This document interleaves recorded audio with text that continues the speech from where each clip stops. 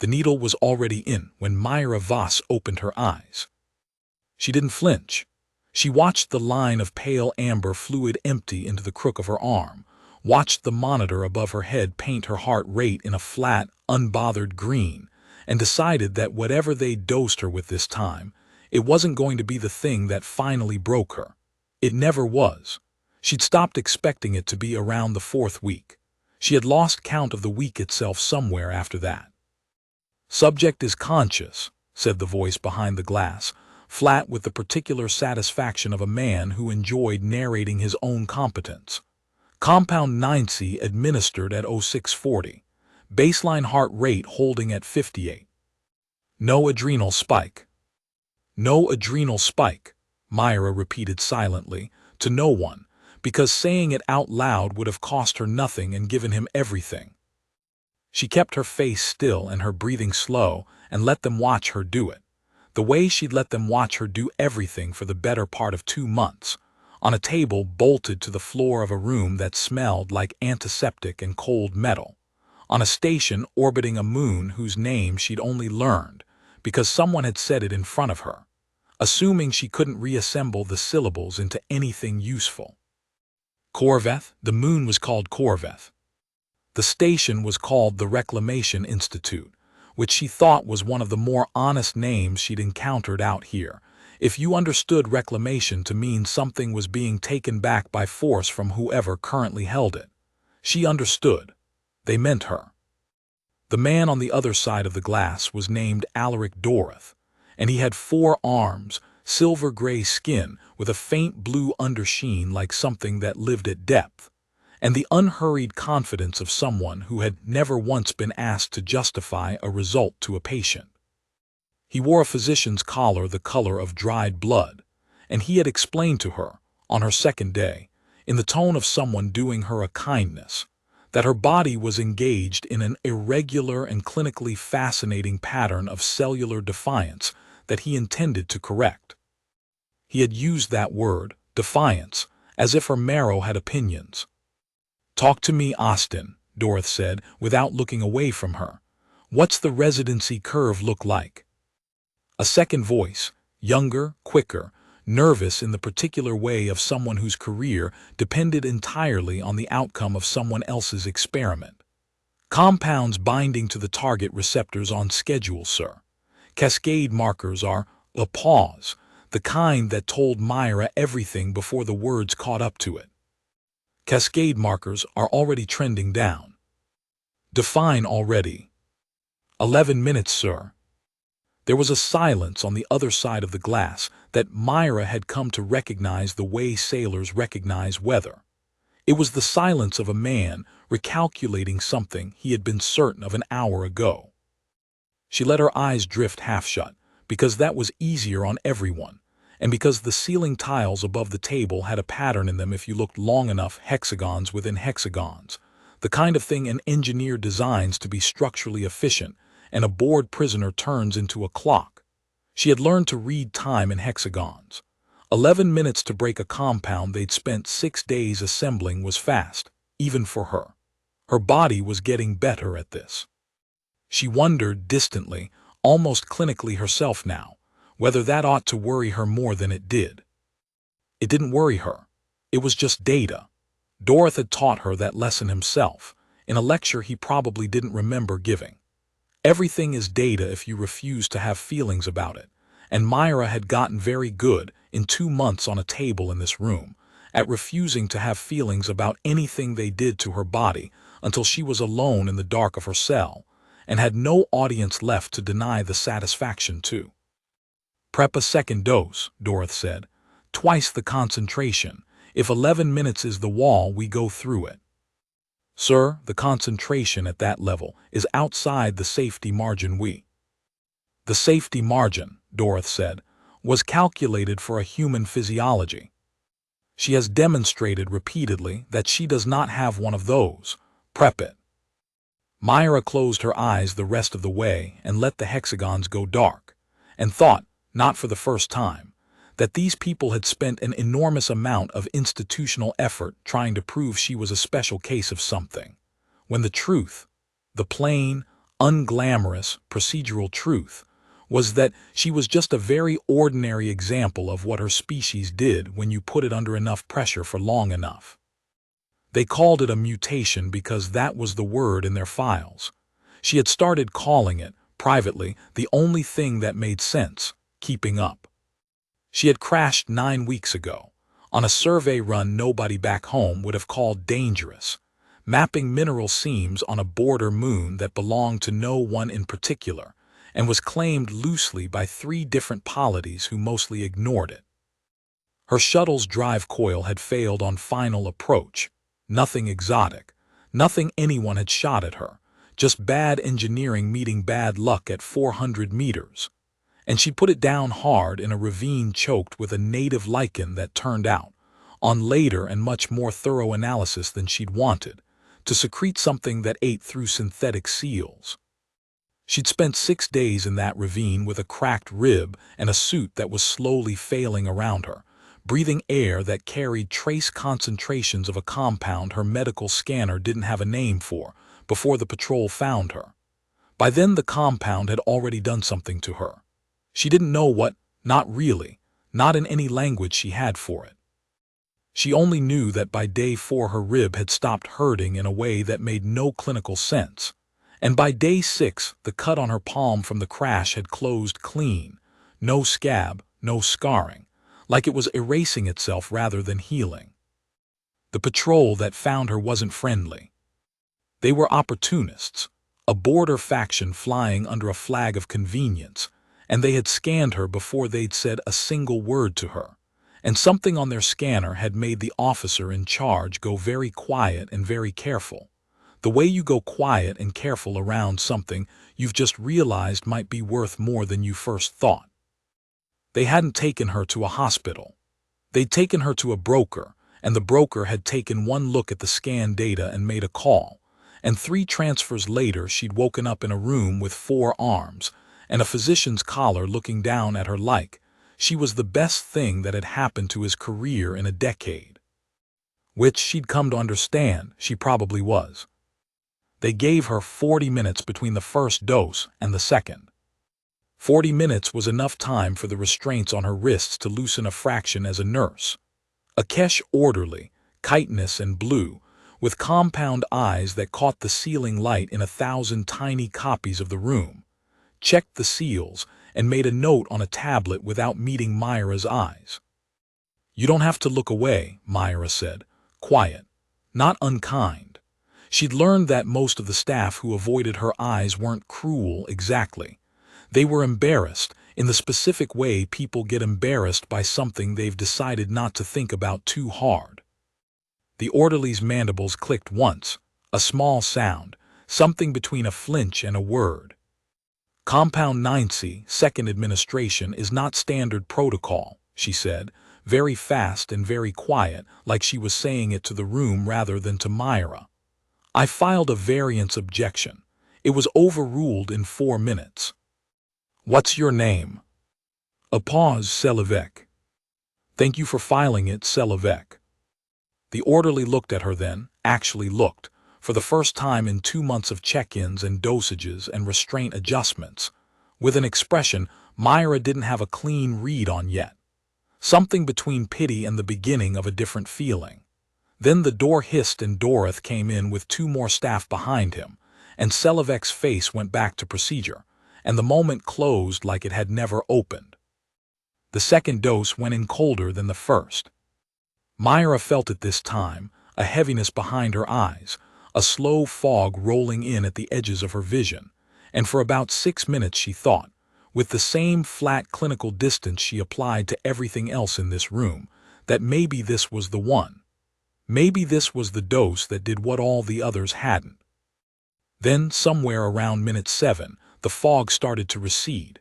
Not fast, not dramatically, just steadily, the way water finds a lower level, her own blood working through whatever the compound had locked down and unlocking it again, cell by cell, patient and utterly indifferent to the fact that a room full of very educated aliens had built their careers on the assumption that it couldn't.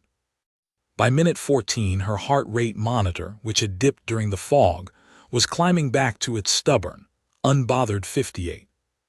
The silence behind the glass this time was longer. "Markers," Dorothy said, and his voice had lost something, not composure exactly, Myra thought, but the particular ease of a man who has never had to consider losing. "Fully recovered," said the younger voice, Austin, and there was something almost apologetic in it now, like he was breaking bad news to a friend rather than reporting a result to a superior. "Faster than the first exposure. The residency window shrank from 11 minutes to 7, sir. It's learning the compound. That's the only model that fits the curve." "Cellular chemistry doesn't learn, Austin." "No, sir, it doesn't. But the curve says it does." Myra kept her eyes on the hexagons and did not smile, because smiling would have been a mistake, would have given them something to write down, something to escalate against, a data point about her emotional state that they could feed into whatever model they were building to try to get ahead of her. She had learned in 9 weeks of captivity that the only power available to her in this room was the power of giving them nothing. No fear, no triumph, no tell. She just breathed, slow and even, and let her body do what it had apparently decided to do on its own. 6 days in a ravine with a cracked rib and a lichen no one back home had ever catalogued, and waited for whatever they tried next. She didn't have to wait long. They moved her back to the holding block an hour later, wrists still faintly marked from the restraints, walking under her own power because the Institute's policy, Dorothy's policy, she suspected, dressed up as policy, was that ambulatory subjects walked. It made a better report, she assumed. Subject demonstrated continued mobility post-treatment read better in a file than subject was carried. The holding block was 6 cells along a corridor with a floor grate that hummed faintly with recycled air, and the cell across from hers held a man who had been there, by his own count, 11 years. His name was Halden Ito. He was 61 years old, built like something that had been worn down rather than aged, with a beard he trimmed with the edge of a ration tray because they didn't trust him with anything sharper, and eyes that had the particular stillness of a man who had run out of things that could still surprise him. He'd been a combat engineer once, on a world Myra had never heard of before he mentioned it, captured during a border skirmish that both sides had since stopped fighting, and neither side had bothered to negotiate his return from.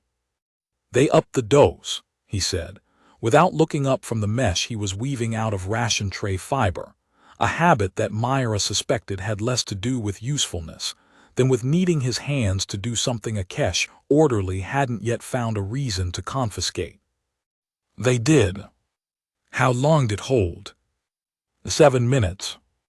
Halden's hand stopped moving. He looked up. Down from what? 11.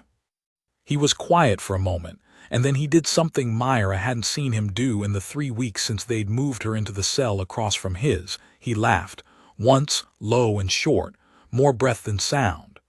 11 years I watched them do this to other people, he said. Watched 3 of them break. Watched 2 of them just stop being anybody. You understand what I mean, still walking around but nobody home. I used to think it was because they weren't strong enough. Wasn't until year 4 I figured out that wasn't it at all. It's because they kept fighting the treatment instead of letting their own body do the work. You think I'm not fighting? I think you stopped fighting weeks ago. I think that's why you're still you. He went back to the mesh, fingers finding the rhythm again. Dorothy doesn't understand what he's got in that room. He thinks he's fighting a patient. He's fighting evolution, and evolution doesn't get tired, and it doesn't file objections, and it doesn't care how many arms he's got or how many letters after his name. It just keeps counting. Myra sat down on the edge of the cell's single bunk and looked at her hands, steady, unmarked, no trace left of 2 needles and a compound designed to lock her cells into obedience. Counting what? Every single thing they throw at you, Halden said. That's the part they never learn. Every failed treatment isn't a failure to them. It's a lesson to you, free of charge, courtesy of the finest research minds in 3 systems. Down the corridor, a door hissed, and the sound of hard-soled boots on the grated floor announced Dorothy before he came into view, moving fast, 4 arms carrying a tablet and a stylus he wasn't using, his blood-red collar slightly askew in a way Myra had never once seen it in 2 months. He stopped in front of her cell, didn't open it. Just looked at her through the mesh barrier with an expression she was seeing on him for the first time, not the calm, unhurried certainty of a man conducting an experiment, but something tighter, something that had teeth in it. "You're going to tell me," he said, "how you're doing it." "I'm not doing anything," Myra said. "You're doing something to me. I'm just still here afterward." Dorothy's jaw worked once, a small motion, and then he turned and walked back down the corridor without another word, and Myra watched him go and thought that this exact moment, a physician losing his composure in a hallway because a compound had failed 7 minutes faster than the physiological model said it should, was the first real thing that had happened to her in this place in 9 weeks. She filed it away, data, the kind that mattered. Behind her, Halden had already gone back to his mesh, hands moving in their patient rhythm, not looking up. 7 minutes, he said, almost to himself. "Write that number down somewhere in your head, girl. Next time it'll be 5. Then it'll be 2. Then one day it won't be any minutes at all, and that's the day this whole place finds out what it actually caught." Dorothy tried a third compound 2 days later, before Vor's arrival changed the shape of everything. A slower-acting enzyme inhibitor this time, engineered to work not on her nervous system directly, but on the metabolic pathway Austin's models insisted was fueling the speed of her recovery, a starvation approach rather than a blunt suppression. He explained it to her himself, in the treatment bay, with the particular strained patience of a man trying a more careful idea because his blunter ones kept failing. "If we can't outpace the process," he said, "perhaps we can simply deny it the resources it needs to keep operating at this rate. A body under sustained caloric and enzymatic restriction adapts more slowly. That is true of every species I have ever studied, without exception." "Without exception until now, you mean?" "We'll see," Dorothy said, and administered the inhibitor without any further conversation, and Myra lay on the table and felt, for the first 90 minutes, something genuinely different from the previous 2 attempts. A dragging heaviness in her limbs, a hollow, hungry ache that reminded her, distantly, of the 4th day in the ravine, when the lichens compound had first started doing whatever it had done to her, and her body had needed more of everything than the ravine could give it. For 90 minutes, the readouts behind the glass held steady in a way that made Austin's voice, reporting them, sound almost hopeful. Then, at the 91-minute mark, something shifted that hadn't shifted in the first 2 treatments. Not her adaptive process finding a way around the compound directly, but something stranger, something that made Austin go quiet for a long moment before he spoke again. "Sir, her metabolic rate isn't fighting the restriction," he said, slow, working through the readout as he described it. "It's economizing around it. She's not burning through reserves faster to compensate. She's getting more efficient, drawing more result out of less input. If anything, the restriction seems to be teaching the process to run leaner, not slower." "That is not how starvation works, Austin." "No, sir, it's not. Not for anyone I've ever modeled before her." By hour 4, the hollow ache had faded entirely, and Myra's heart rate monitor had settled back into its familiar, unbothered rhythm, and the inhibitor, still circulating in her system by every measure Dorothy's instruments could take, had simply stopped registering as an obstacle to anything. She was returned to the holding block that evening with the enzyme compound still technically active in her blood, and no clinical effect Dorothy's team could document beyond 4 hours of mild fatigue that had already, by the time she reached her cell, resolved itself completely. "Third one," Halden said when she told him, not looking up from the mesh, though his hands had gone still for a moment before resuming their rhythm. "They're going to run out of subtle ideas faster than you're going to run out of whatever it is you've got. Mark my words, girl. The subtle ones are the easy part. It's what they try once subtle stops working that you need to be ready for. He was right, though neither of them yet knew how right, or how soon the correction would come, because it was 2 days after the enzyme inhibitor failed that the corridor lighting shifted to its warmer, more deferential setting, and Selivek came to check her cell's seal with her voice pitched low enough that Myra understood, before a single word was spoken, that whatever came next would not be Dorothy's idea anymore. Director Thurl Vor arrived on the 11th day after the second dose, and Myra knew before anyone told her because the corridor changed. The Kesh orderlies moved faster and spoke less. The lighting panels, which had always run a flat institutional white, were switched to a warmer setting somewhere above her holding block, the kind of adjustment made not for a prisoner's comfort but for a superior's arrival. Selivek, checking the seal on her cell door that morning, kept her voice to a near whisper. "The director doesn't come down for failures," she said. "He comes down for reclassifications." "What am I being reclassified as?" Selivek's mandibles clicked, the small nervous sound Myra had learned to read as the closest thing to a wince the Kesh physiology allowed. "I don't know the word in your language. In ours it means asset that requires a different budget." They took her to a different room this time.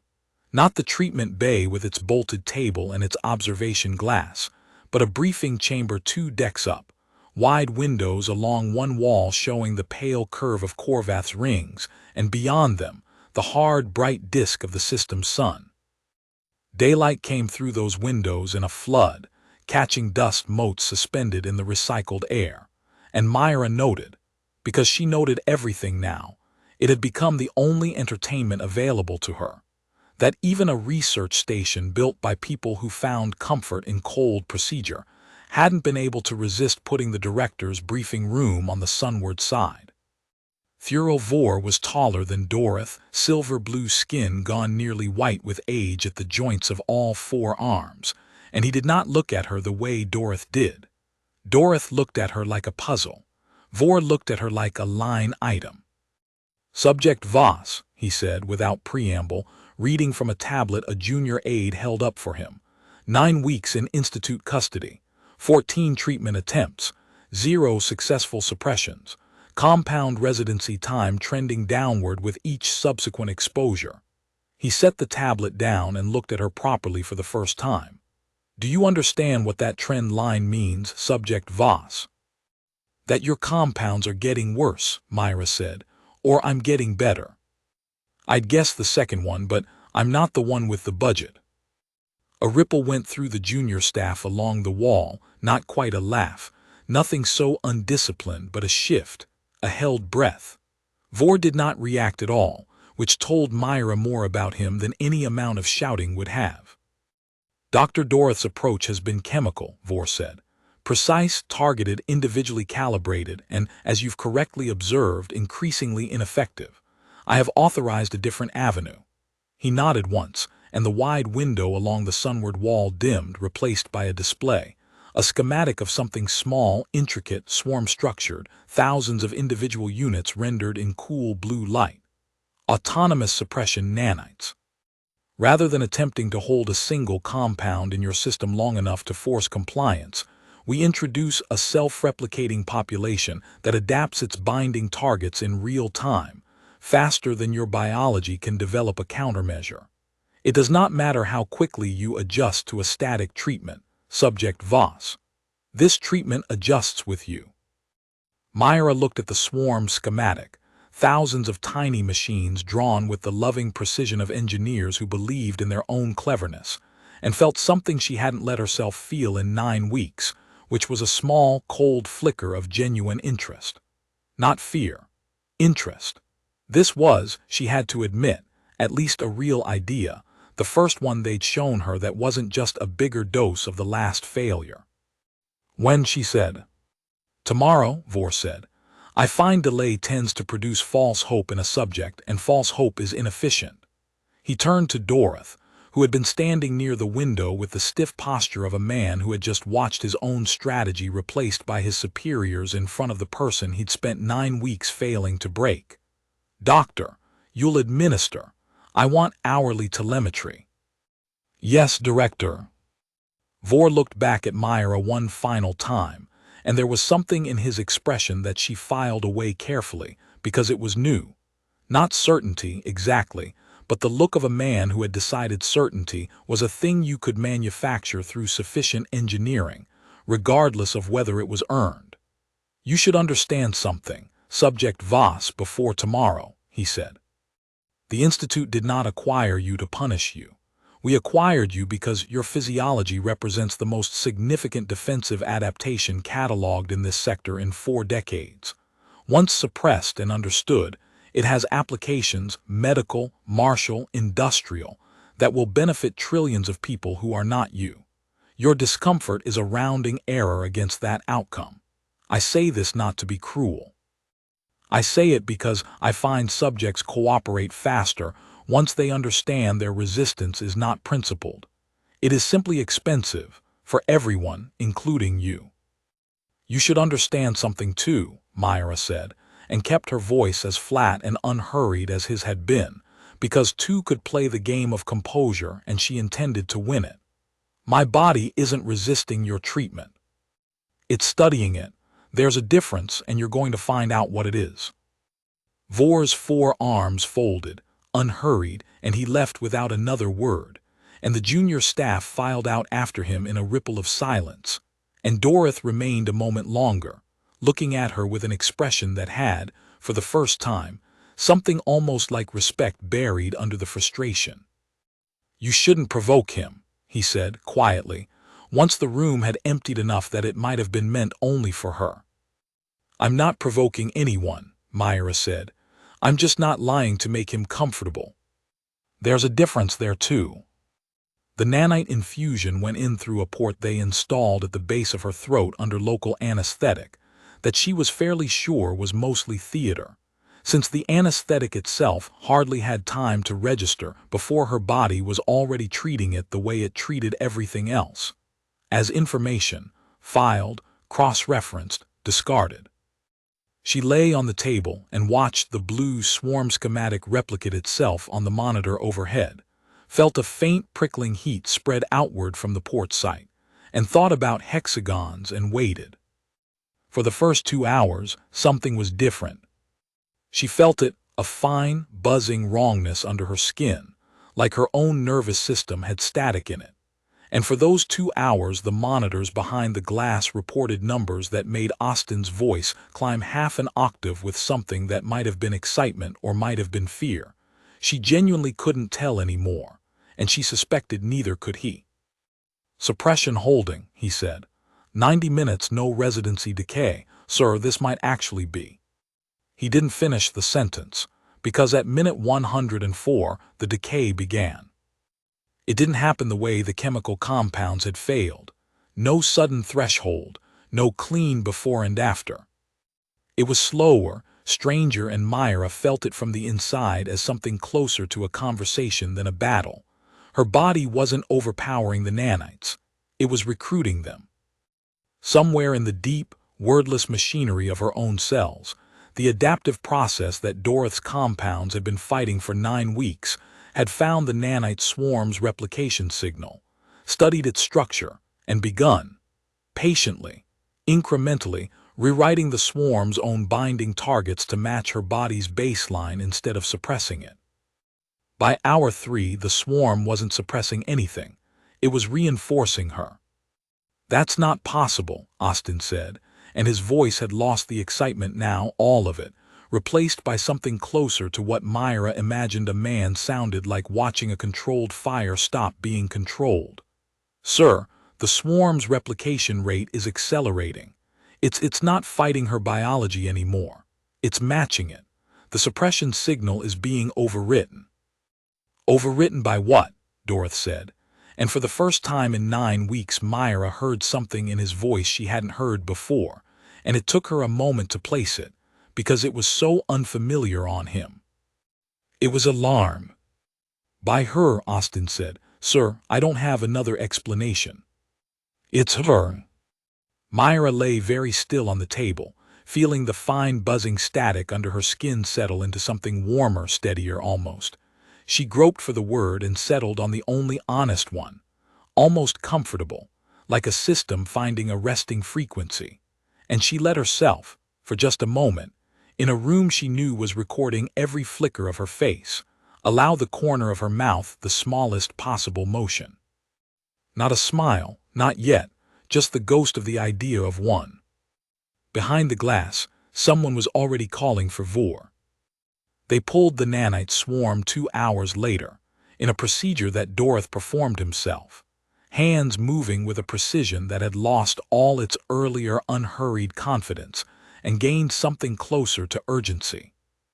Myra watched the monitor as the extraction readout ticked down, swarm units captured, cataloged, quarantined, and noted, with the same flat interest she applied to everything now, that the final count came back 11% short of the number they'd infused. "Where's the rest of it?" she asked, mild, conversational, the way you'd ask about a package that hadn't arrived.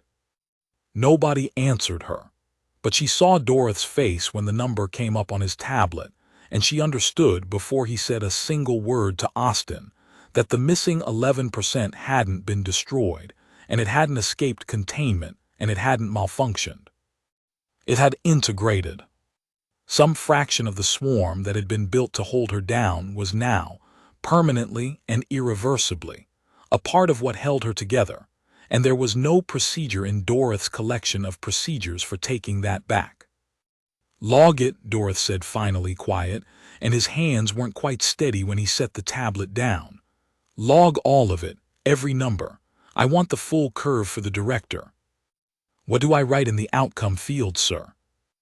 Dorothy looked through the glass at Myra, lying calm and unhurried on the table, heart rate monitor holding its stubborn, unbothered rhythm, and for a long moment he didn't answer. "Write that the treatment succeeded," he said finally. "Write that it succeeded at becoming her." They gave her 4 days before the next attempt, which she understood less as mercy than as scheduling. Vor needed time to assemble whatever came next, and men like Vor did not waste hours pretending the delay was for her benefit. She spent the 4 days in the holding block, and for the first time since her capture, the corridor outside her cell was busy in a way that had nothing to do with her directly. They brought in 2 more subjects. She heard them before she saw them, a low, continuous moan from a cell 3 doors down that never quite resolved into words, and a second voice, younger, cursing steadily in a language Myra didn't recognize, but understood completely from tone alone, the universal grammar of someone who has just realized where they are and hasn't yet run out of anger about it. Halden, weaving his ration tray mesh with the patience of a man who had outlasted several administrations' worth of institute policy, told her without being asked. "The moaning one's a Varan trader," he said. "Some sort of neural dense physiology, apparently, brain runs hot, processes fast, real asset to a smuggling crew that needs someone to do math under pressure. Institute wants to know if they can bottle whatever makes a Varan brain run like that. Except nobody bothered asking the Varan body what it thinks about being bottled, and from the sound of things, it's got opinions." "And the other one?" "Cadassi. Regeneration specialist species, not like you, not adaptive, more like a lizard growing back a tail, real predictable, real useful to whoever can control it. That one's just angry because he knows exactly what they're going to do to him, and he's already lived through it twice before, someplace else, someplace that apparently thought the same thing this place thinks." Halden set down the mesh. "That's the thing you should understand about this institute, girl. You're not their first idea. You're just the best one they've had in a while. Everybody in this block's a resource before they're a person to these people. Difference between you and the other 2 is the other 2's biology has a ceiling. You don't seem to. Everyone has a ceiling." "Maybe." Halden looked at her for a long moment, and something in his weathered face was almost gentle. But 11 years I've watched them chase ceilings on other species, and every single time, sooner or later, they found one. You're the first one where the number's still going the wrong direction for them 9 weeks in. That's not normal, girl. Not for them. Not for anybody they've caught before. Myra didn't answer that because she didn't have an answer, not one she trusted yet. She sat with her back against the cool wall of the cell and watched the grated floor hum with recycled air, and thought about the missing 11% of the nanite swarm, now permanently woven into whatever she was, and wondered distantly whether there would come a point where the accumulation of everything they'd done to her stopped being survivable data and started being something else. Something with a shape she didn't have yet. She didn't let herself finish that thought. Not here, not with the walls listening. The next attempt came on the 5th morning, and this one they didn't explain to her in a briefing room with a view. They simply came for her before she was fully awake, 4 Kesh orderlies instead of the usual 2, and SciFiAudiobook was not among them, which Myra noted and filed away as its own kind of information. The new treatment bay was smaller than the first, windowless, lined with equipment she didn't recognize, heavy, industrial, built for something with more mass behind it than a needle and a nanite infusion. Dorothy was there, and so this time was Vor, standing at the back of the room with his arms folded and his aide beside him holding a tablet nobody was looking at. Induced neural quiescence, Dorothy said to her, which surprised her. He hadn't explained a procedure to her directly since the first week. She wondered if that was strategy or exhaustion. We've established that your adaptive process operates at a cellular level that outpaces conscious intervention. So we remove the conscious component entirely. If the process that's been outmaneuvering us requires any executive function at all, any part of you making decisions about what to counter and how, a sustained coma state should silence it. Your body will simply have nothing directing the defense. You think I'm doing this on purpose, Myra said. I think, Dorothy said, that after 9 weeks and 15 failed interventions, I no longer have the luxury of assuming I know what you're doing. So we're going to remove the variable entirely and see what's left. They put her under with a gas rather than a needle this time, and Myra had time for one clear thought before the room folded in on itself, that this was, in its cold clinical way, actually a reasonably intelligent hypothesis. The kind of thing a good scientist tries when all the obvious approaches have failed, and some small stubborn part of her almost respected it before the dark took her all the way down. She had no sense of time passing while she was under. That was the nature of it. But she surfaced twice, briefly in fragments too thin to be memory, more like flashes of a room seen through water, Dorothy's voice, tight and fast, reading numbers to someone. A hand on her wrist, checking a pulse. Once, unmistakably, SciFiAudiobook's voice, very close to her ear, saying something in the Kesh language that Myra didn't understand and that nonetheless felt, in the strange logic of half-consciousness, like it wasn't meant for the monitors. When she came all the way back, it was to the sound of an argument already in progress on the other side of the glass. Vor's voice pitched low and hard in a way she hadn't heard from him before. Explain the readings, Doctor. In terms I can bring to the Combine Oversight Board, because right now what I have is a report that says the subject's neural activity flatlined completely for 6 hours, and her cellular defense curve did not slow down. It accelerated. I don't have an explanation that will satisfy an Oversight Board director. I have an observation. Her adaptive process isn't cognitive. It was never cognitive. Whatever executive function I assumed was directing it, there isn't one, or if there is, it doesn't live anywhere we can reach with a sedative. It's not a decision she's making, sir.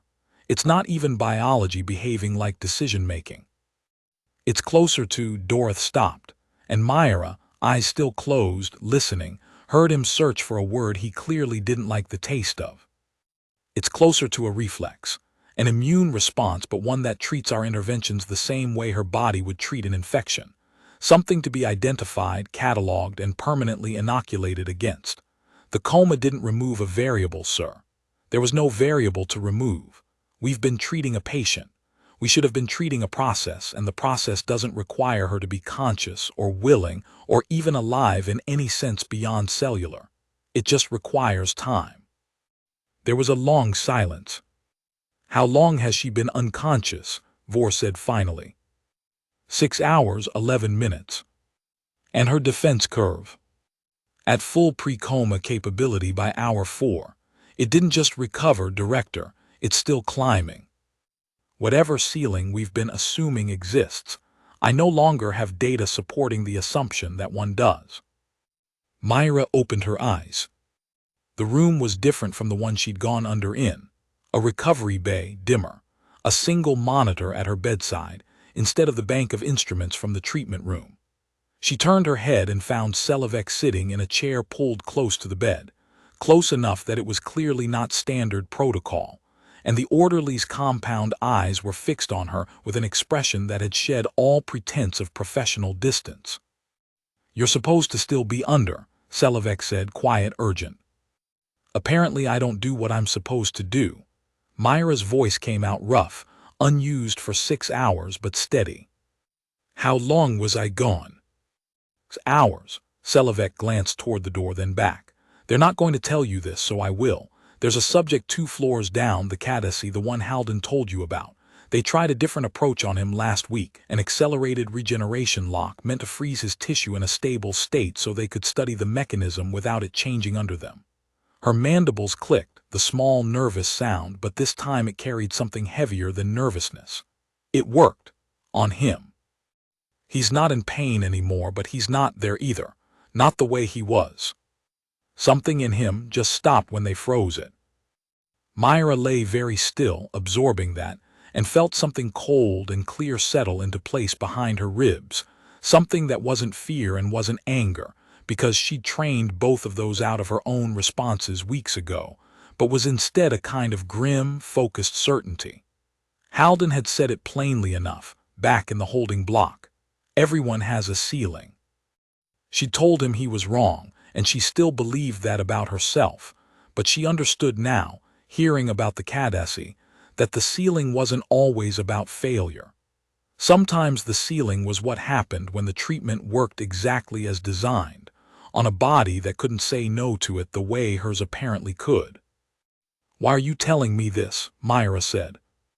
Selivek was quiet for a moment. "Because I filed 4 variance objections in 9 weeks, and every one of them was overruled in under 5 minutes, and I have started to understand that objecting through the proper channel is not going to stop this place from doing whatever it decides to do next." Her voice dropped even lower. "And because I have watched you for 9 weeks not break, and I no longer think that not breaking is an accident of your biology. I think it is a choice you keep making, over and over, and I don't know why, but I would like to still be standing somewhere near you when you finally do something with it."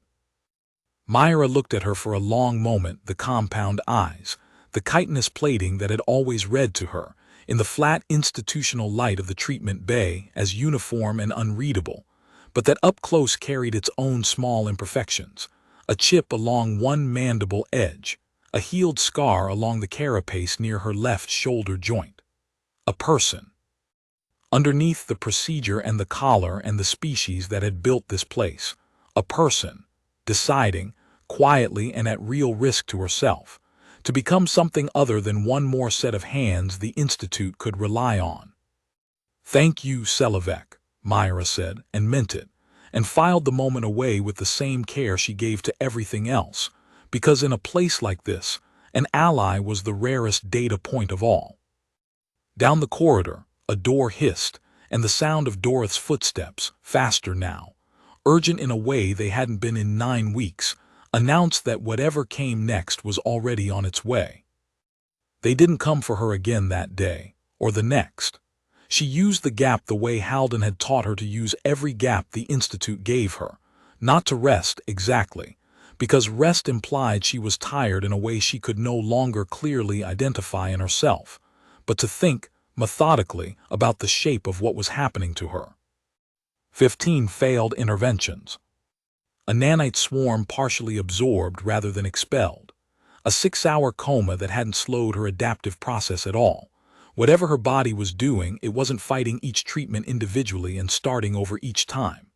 It was building something. Compiling. Every compound, every swarm, every hour spent unconscious under a gas designed to silence her was going somewhere, into some ledger she had no conscious access to, and the ledger only ever grew. She thought about the word Dorothy had used back on the very first day. Defiance. As if her marrow had opinions. She thought he'd meant it as an insult, dressed up in clinical language, and for 8 weeks she'd let it sit that way in her memory, one more small cruelty among many. But lying on the cot in her cell on the 7th day since the coma, listening to Halden's mesh-weaving fingers work in their patient, endless rhythm across the corridor, she found herself turning the word over and deciding, quietly, that he'd been more right than he knew. It wasn't defiance, not the kind with a mind behind it, not exactly. But it wasn't nothing either.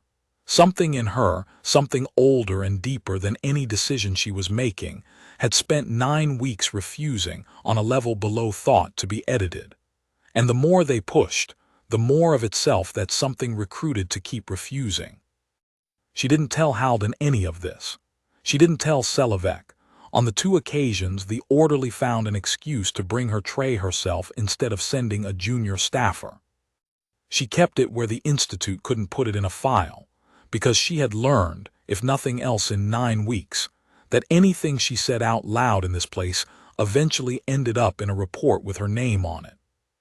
The radiation treatment came on the 11th day, and this time Vor didn't send Dorothy to explain it to her beforehand. He came himself, standing at the foot of her cell with the calm, unhurried posture of a man who had, in the 2 weeks since the coma failure, clearly done a great deal of recalculating, and arrived somewhere he considered solid ground. "We've been thinking about your adaptive process the wrong way," he said, without preamble, the way he always began, as though every conversation with her was a continuation of one that had never actually paused. Dr. Dorothy has been attempting to outthink it. Chemically, mechanically, cognitively. All approaches assume the process is something that can be reasoned with, redirected, or removed. I no longer believe that's the correct model. What's the new model? Damage the substrate faster than it can adapt to the damage. Vor said it the way another man might describe adjusting a thermostat. Controlled radiation exposure, calibrated to induce cellular breakdown at a rate that exceeds your body's demonstrated repair curve.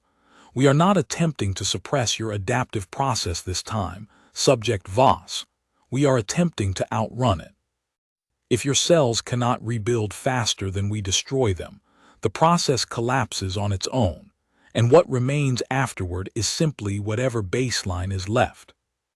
Myra sat very still on the edge of her cot and looked at him, and understood, in the flat, clear way she understood most things about this place now, that this was the most honest thing anyone at the Institute had said to her since her capture. It wasn't dressed up as therapy. It wasn't dressed up as correction. It was exactly what it sounded like, an attempt to break her by attrition, fast enough that whatever survived on the other side would be too damaged to matter.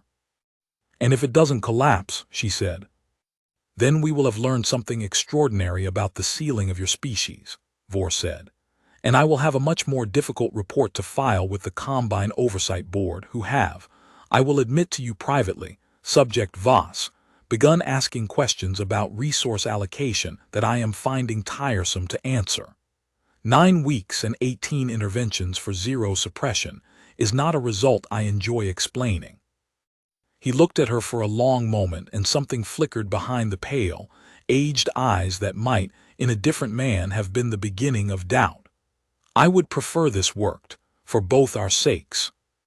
He left, and Halden, across the corridor, didn't say anything for a long time, and when he finally spoke, his voice had lost its usual dry patience. "Radiation," he said. "That's the one, girl. That's the one I saw them use on the last subject who didn't have a ceiling they could find any other way. Took them 4 sessions.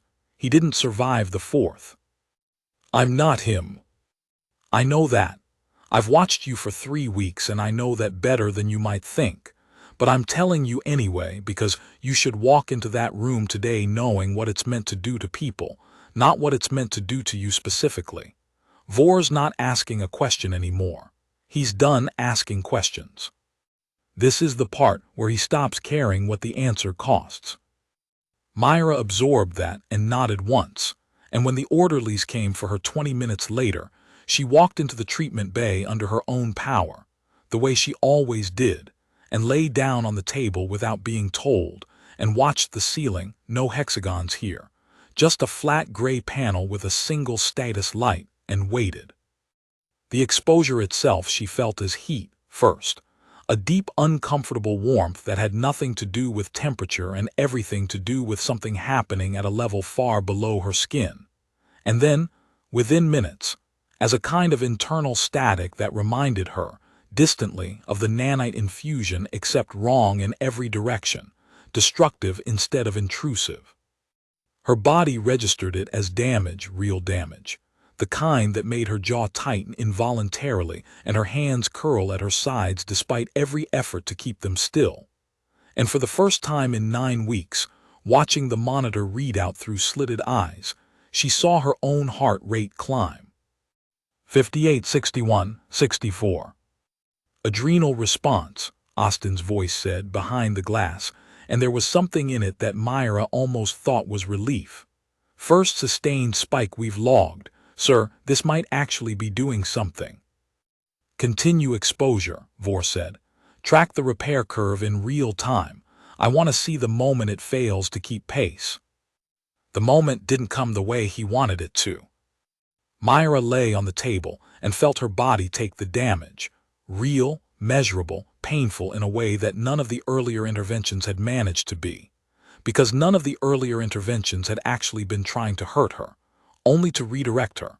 And somewhere underneath the pain, in that same wordless deep machinery that had absorbed the nanite swarm and outlasted the coma, something shifted gears. It didn't slow the damage. It couldn't. The radiation kept coming, steady and merciless, exactly as calibrated.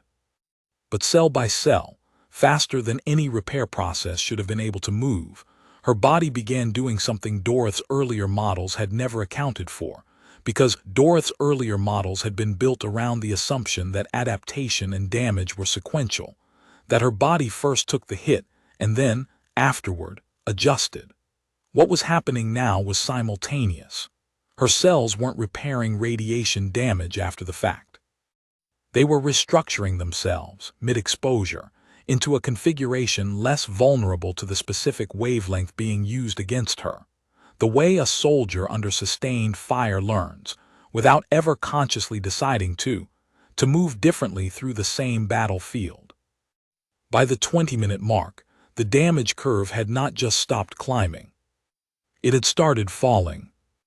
That's not repair, Austin said, and his voice had gone very quiet, very careful, the voice of a man watching something he didn't have a framework for.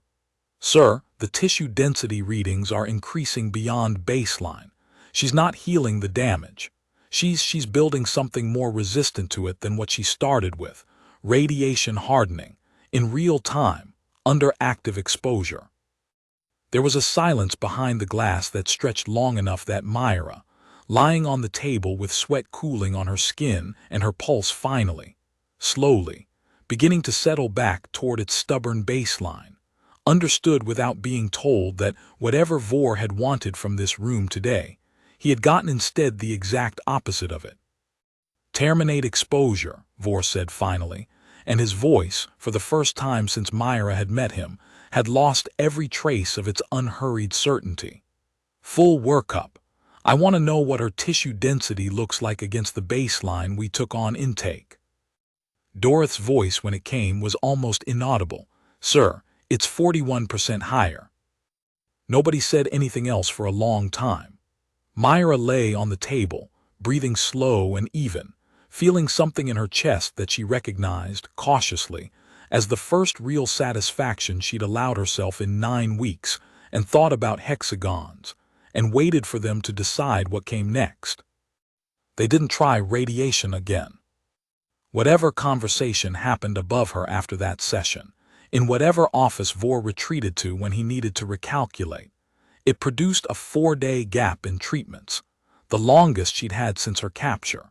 And during those 4 days, the Institute's mood shifted in a way she could feel through the walls of the holding block, the way you feel weather changing before the rain arrives.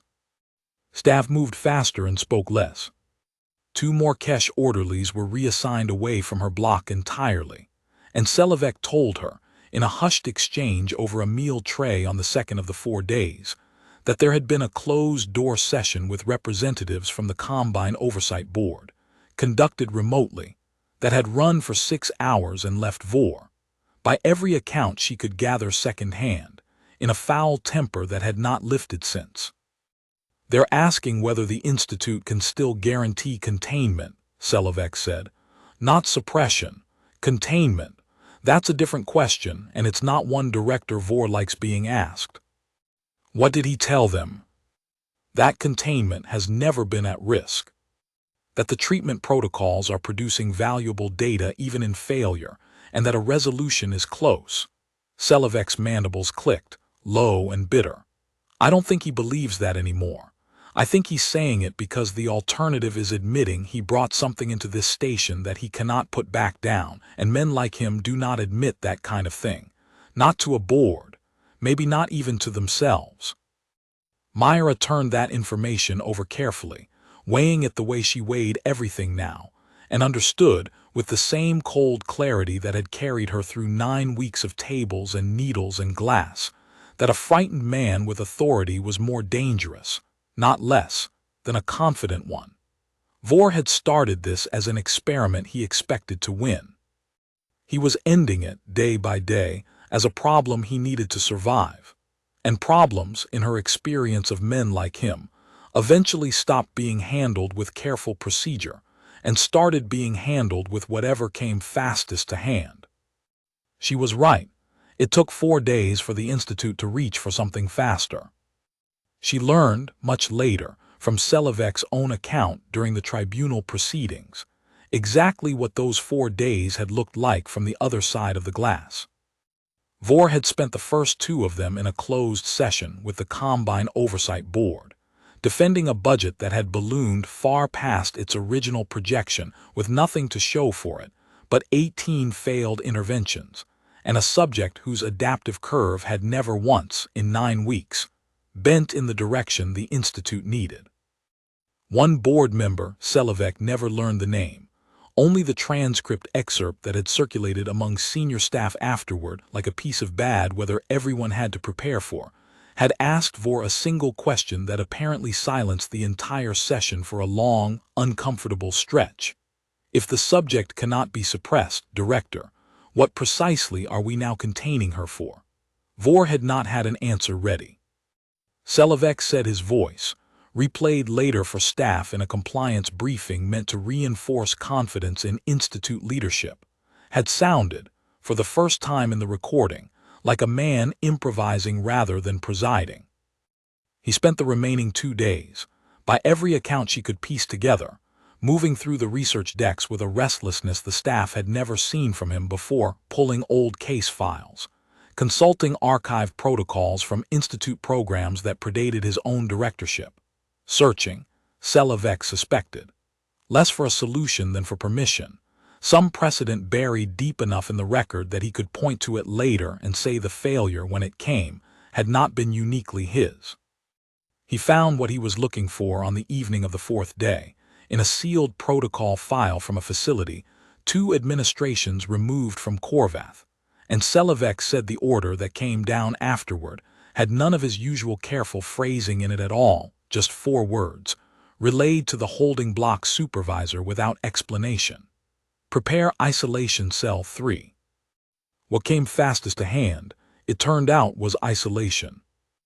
They moved her on the 5th morning to a cell with no windows, no grated floor hum, no corridor sound at all, a white room, seamless, lit from a source she couldn't locate, with a cot bolted to the center of the floor and nothing else. No Halden across the way. No Selivek bringing a tray with a few extra seconds of eye contact. No hexagons on the ceiling to count.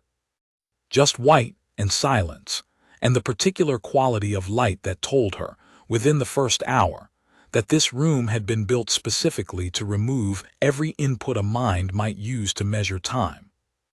Sensory deprivation isn't a treatment, she said to the blank wall on the first day, in case anyone was listening, which she assumed they were. It's a tantrum with a budget. Nobody answered. She hadn't expected anyone to. She trained for isolation once, years ago, in a survey program that ran candidates through a battery of scenarios meant to weed out the ones who couldn't hold together without external structure.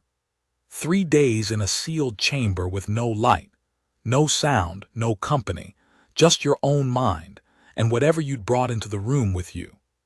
She'd passed that evaluation easily enough at the time, had thought of it since as one of the less remarkable things about her service record. She understood now, sitting on the bolted cot in a white room built by people who studied minds for a living, why the Institute had waited until every other approach failed before trying this one. It wasn't about damaging her biology anymore. Vore had learned expensively that her biology didn't damage the way things were supposed to damage. This was a different kind of attack, aimed at the part of her that noticed. She gave them nothing. She sat and she breathed, and she built the ravine again in her memory, brick by brick, the cracked rib, the failing suit, the lichen eating through the seals. 6 days of genuine uncertainty about whether she'd survive at all, and she found, turning that memory over in the white silence, that she wasn't afraid of it anymore. She'd survived worse than this room with less discipline than she had now. The Institute had spent 9 weeks teaching her, treatment by treatment, exactly how much of herself she could lose and still be present behind her own eyes. That was not a lesson designed to make her easy to break. She lost count of days somewhere past the 4th. She didn't lose herself. That was the part that mattered, and she understood distantly that whoever was watching the feed on the other side of whatever wall hid the cameras was learning that too, in real time, with growing and specific dismay. They pulled her out on what she later learned was the 7th day, and the light of the ordinary corridor, dim and institutional as it was, felt for a moment like standing in direct sun. Dorothy was waiting for her, and he looked, for the first time since her capture, genuinely tired, not the calculated fatigue of a man managing a difficult case, but something closer to exhaustion, the kind that came from watching every model you'd built your career on fail in sequence. "You didn't break," he said. "It wasn't a question." "No." 7 days of total sensory deprivation is enough to unmake most minds I've cataloged in 15 years of practice. Yours came out asking for water and giving me a status report on your own hydration levels. He looked at her for a long moment, and something in his face had shifted since the last time she'd really seen it, the certainty gone entirely now, replaced by something that looked almost like grief for a theory he'd been forced to abandon. "I don't understand what you are, Subject Voss. I want you to know that. 9 weeks ago I believed I understood exactly what I was treating. I no longer believe that. I think what I have been treating is not a mutation at all. I think it's simply what your species becomes, given enough time under enough pressure, and I think we made a serious error in assuming that pressure would ever be the thing that stopped it." "You want to know what stops it," Myra said, and her voice was rough from 7 days of disuse but steady underneath. "Nothing you have. That's the whole answer. You've been asking the wrong question since the first needle." Dorothy didn't respond to that. He simply nodded once and turned to walk her back toward the holding block, and Myra understood, watching the set of his shoulders, that whatever came next would not be his idea. He had run out of ideas he believed in. What came next would be Vore's, and Vore, cornered by an oversight board and a subject who would not stop climbing, had stopped choosing treatments that could be justified as medicine. Halden was thinner when she got back to the block, not starved, exactly, but worn in a way that told her the Institute's mood had touched him too, in whatever way it touched a prisoner who wasn't the center of the current crisis. He didn't ask her about the White Room. He'd clearly guessed enough of it from her face. "The Varen traitor stopped moaning 3 days ago," he said instead, quiet mesh forgotten in his lap. "Not because they fixed anything, because there wasn't enough of him left in there to make the sound. They moved him out yesterday." "Didn't say where." Myra sat down on the edge of her cot and let that settle, the way she let everything settle now, into the cold, clear place behind her ribs where she kept the things that mattered. And the Cadesi. Still frozen, still breathing, still nobody home. Halden looked at her, and there was something raw in his weathered face that she hadn't seen from him before, not in 3 weeks of quiet mesh weaving and dry, patient commentary. "I've watched this place take 4 people apart in 11 years, girl. I've gotten good at not feeling much about it, because feeling much about it doesn't help anybody, least of all you. But I'll tell you something I haven't said out loud to another living soul in this block, because I didn't have a reason to believe it before you got here." "Say it."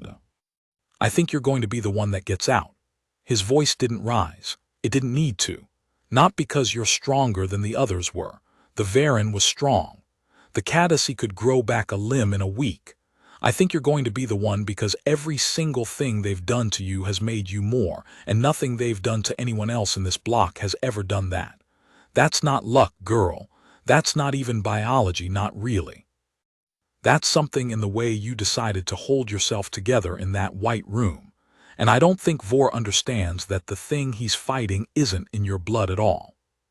It's in whatever decided the blood was worth defending in the first place. Myra didn't answer that right away.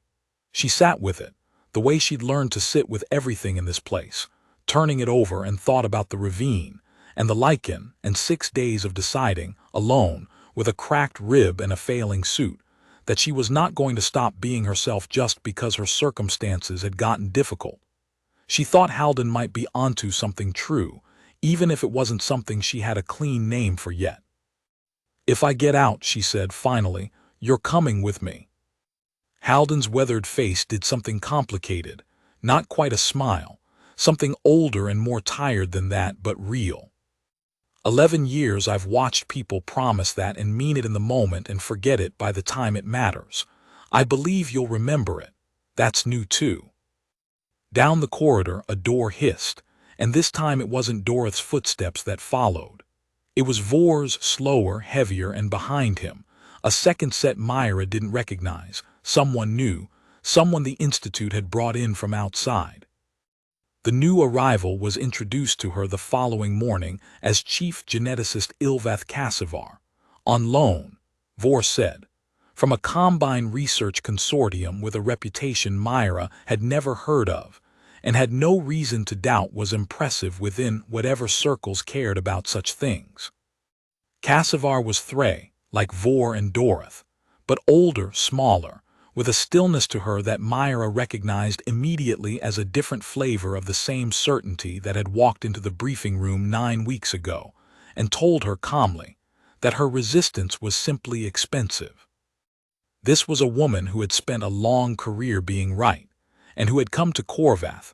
Myra understood within the first 30 seconds of the introduction, specifically because Vor had run out of people willing to tell him he might finally be wrong. "I've reviewed the full treatment history," Cassivar said, without any preamble at all, standing at the foot of Myra's cell with a tablet she didn't consult once during the entire exchange, because she had clearly already memorized everything on it. Chemical suppression, nanite intervention, induced coma, radiation attrition, sensory deprivation, an admirably thorough failure sequence. Textbook even in its own way, each attempt escalating logically from the last. She tilted her head, studying Myra the way Myra imagined she might study a specimen slide. "Every approach so far has tried to act on your biology from outside it. Chemistry, machines, damage, absence. All external forces applied and withdrawn. I don't think that was ever going to work, and I suspect, subject Voss, that some part of you understood that before we did." "What's your idea?" Myra said. We go inside, Cassivar said, not suppress the process, rewrite it.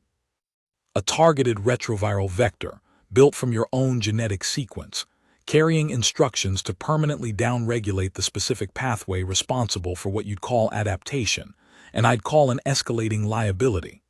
Not an external compound fighting your biology as a foreign object, your biology's own language, turned to a different sentence.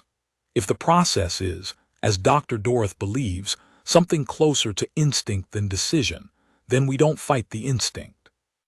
We edit the instructions the instinct is following.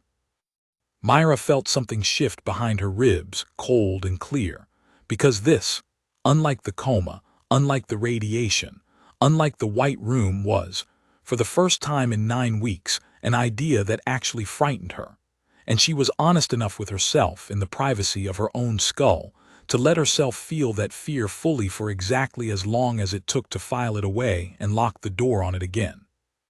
You want to rewrite my genes? I want to rewrite one process within them, Cassivar said. Precisely, surgically. It is not an act of malice, subject Voss, whatever it may feel like from where you're sitting. It is the only approach that has not yet been tried, and I did not travel 4 transit weeks to fail the way everyone before me has failed. I intend to succeed.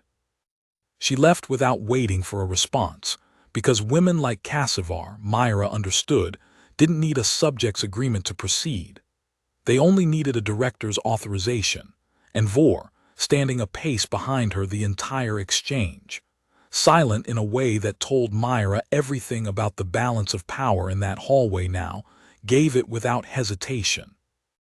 Halden, once they'd gone, didn't say anything for a long time. When he finally spoke, his voice was quieter than she'd ever heard it. "That's the one that scares me, girl," he said, "not because it'll work. Because if it doesn't, if your body eats that one too, the way it's eaten everything else, I don't know what a place like this does next. I don't think there's a next after that one. I think that's the last idea in the book."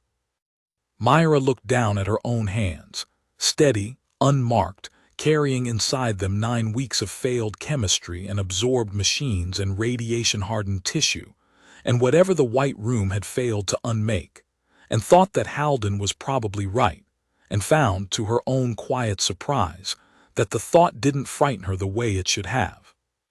It settled, instead, into something that felt almost like readiness. They gave Cassivar 6 days to build the vector, and Myra spent them the way she'd spent every gap the Institute had given her, watching, listening, cataloging, because she had learned by now that information was the only currency this place couldn't take a sample of and lock in a containment vial.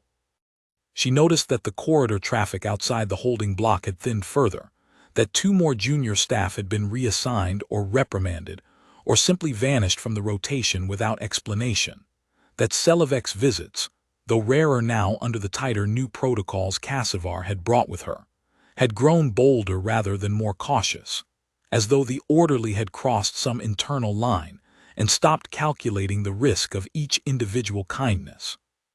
On the 4th day, Selavek brought her tray herself and lingered at the cell door a half-second longer than procedure allowed, and said very quietly without any preamble, "There's a transport dock on the station's lower ring.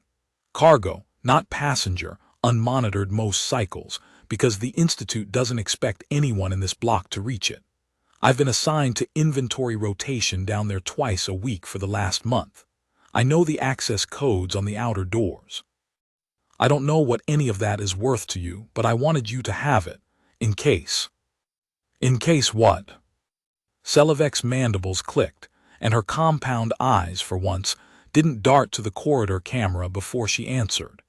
"In case the geneticist's treatment doesn't go the way Director Vor is hoping it will. I've watched 15 procedures fail on you in 9 weeks, subject Voss. I don't believe in a 16th going any differently, and I would like to have already told you about the doc before that happens, rather than after, when there might not be time." Myra held the orderly's gaze for a long moment, and something passed between them that didn't need more words, not quite a plan, not yet, but the shape of one, The first solid thing Myra had held onto in 9 weeks that wasn't simply endurance. "Thank you," she said again, and meant it in a different register than she had the first time, because this wasn't gratitude for a small mercy anymore. This was the beginning of an alliance, and she filed it away with the same careful precision she gave to everything, except this time the filing felt less like survival and more like preparation. The retroviral treatment came on the 6th day, in a room Myra hadn't seen before, larger than the others, ringed with monitoring stations, staffed not just by Dorothy and Austin, but by 4 additional technicians she didn't recognize, all of them moving with the tight, economical urgency of people who understood that whatever happened in the next hour would define the rest of their careers. Cassivar stood at the head of the table herself this time, a vial of pale, faintly luminous fluid held in one of her 4 hands, and Vor stood at the observation glass with an expression Myra had never seen on him before, not certainty, not even the manufactured confidence he wore like a collar, but something close to naked hope, the look of a man who had bet everything he had left on a single roll and was watching the wheel still spinning. "This will feel different from anything we've tried," Cassivar said, addressing Myra directly, which surprised her. None of the others had bothered, this late in the process, to explain themselves to their subject rather than to each other. "The vector will integrate into your genome within the first hour. After that, the downregulation instructions will propagate through your existing cell population over roughly 72 hours. There is no undoing it once it begins. I want you to understand that clearly, Subject Voss, not out of courtesy, but because I want the record to show you were informed." "Noted," Myra said, and let them insert the line, and watched the pale fluid empty into her arm exactly the way the first compound had, 9 weeks and a lifetime ago, and thought, with the same flat, unhurried calm she'd carried into every room since, that whatever came next, she intended to still be herself on the other side of it. For the first 20 minutes, nothing happened that she could feel from the inside, no fog, no heat, no static, nothing like the earlier treatments at all, and she wondered briefly whether Cassivar's approach had simply been too subtle to register, a quiet edit slipping past whatever defended her without ever announcing itself. The monitors behind the glass told a different story.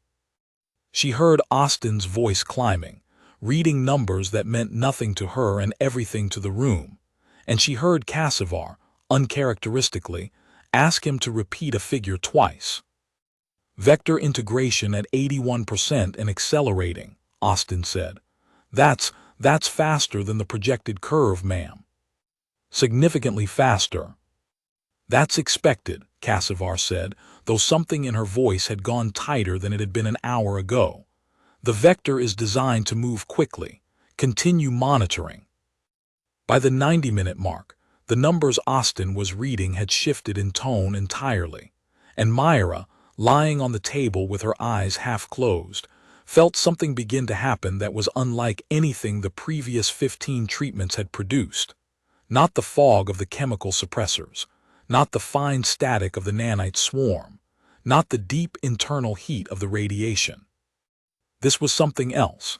A sensation like her own cells were suddenly very busy, very occupied, working at a pace and complexity she had no analogy for, deep and wide and everywhere at once, as though her entire body had become a construction site overnight.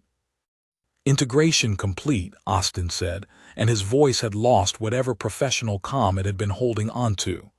"Ma'am, integration is complete. Downregulation signal is propagating. It's propagating faster than the model predicted. Much faster."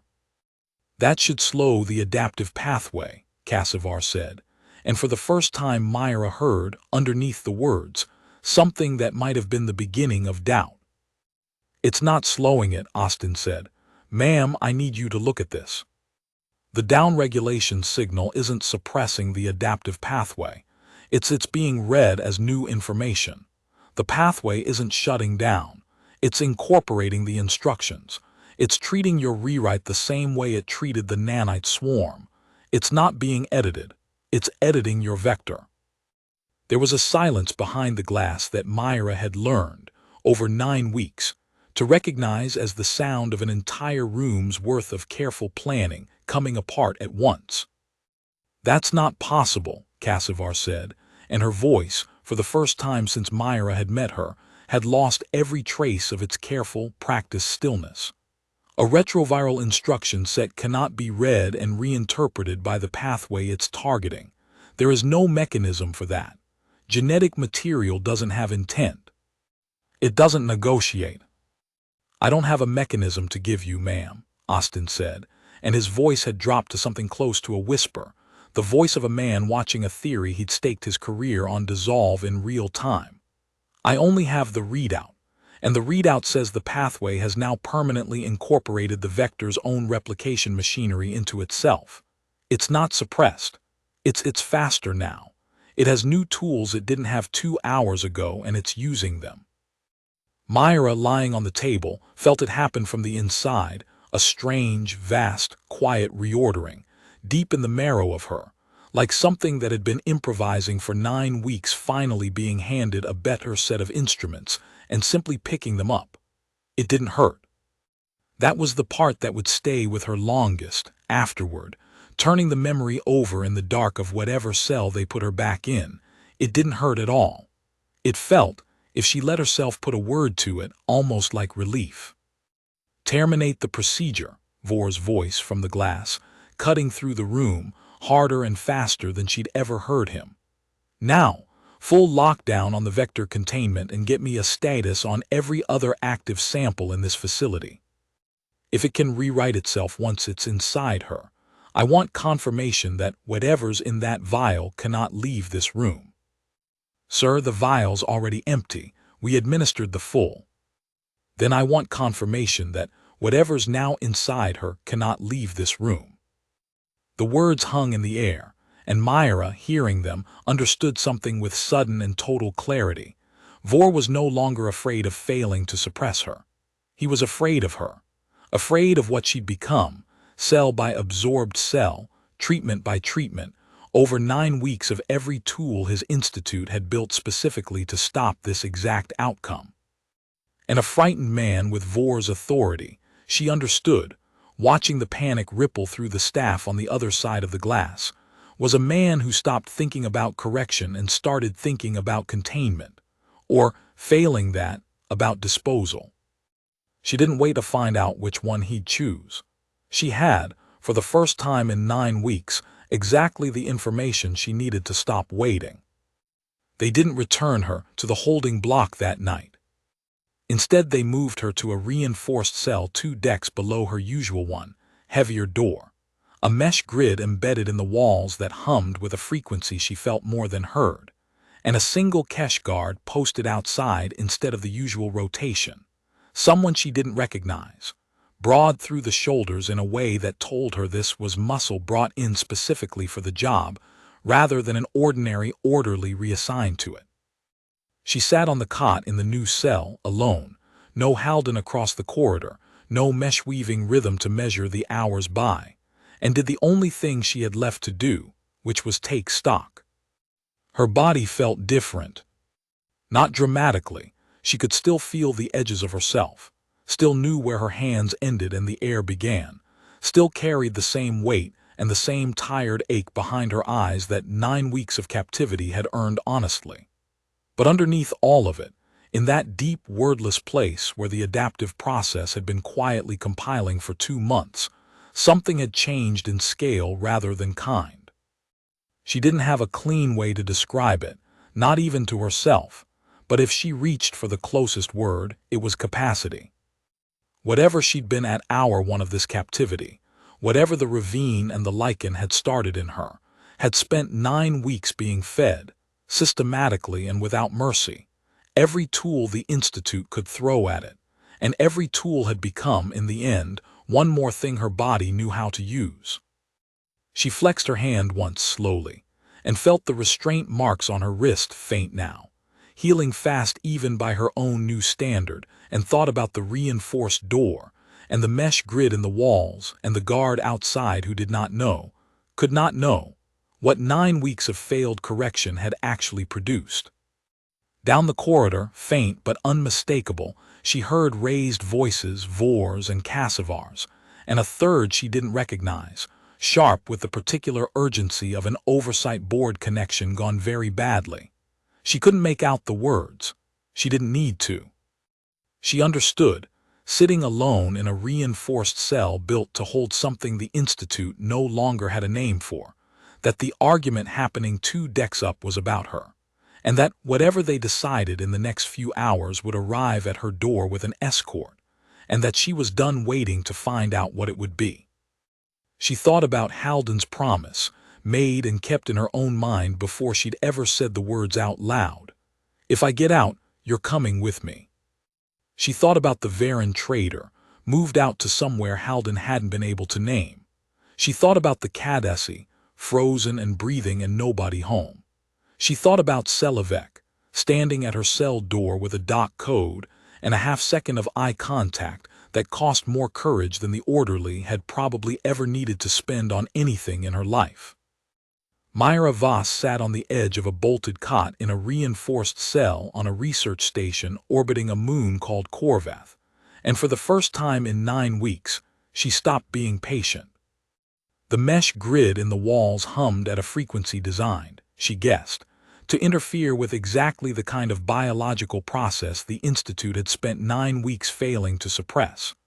A low, persistent field meant to make her bodies work harder, slower, less certain.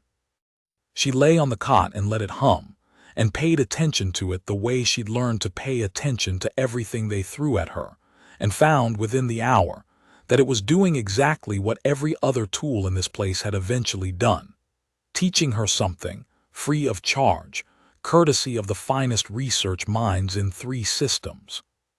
The field wasn't attacking her.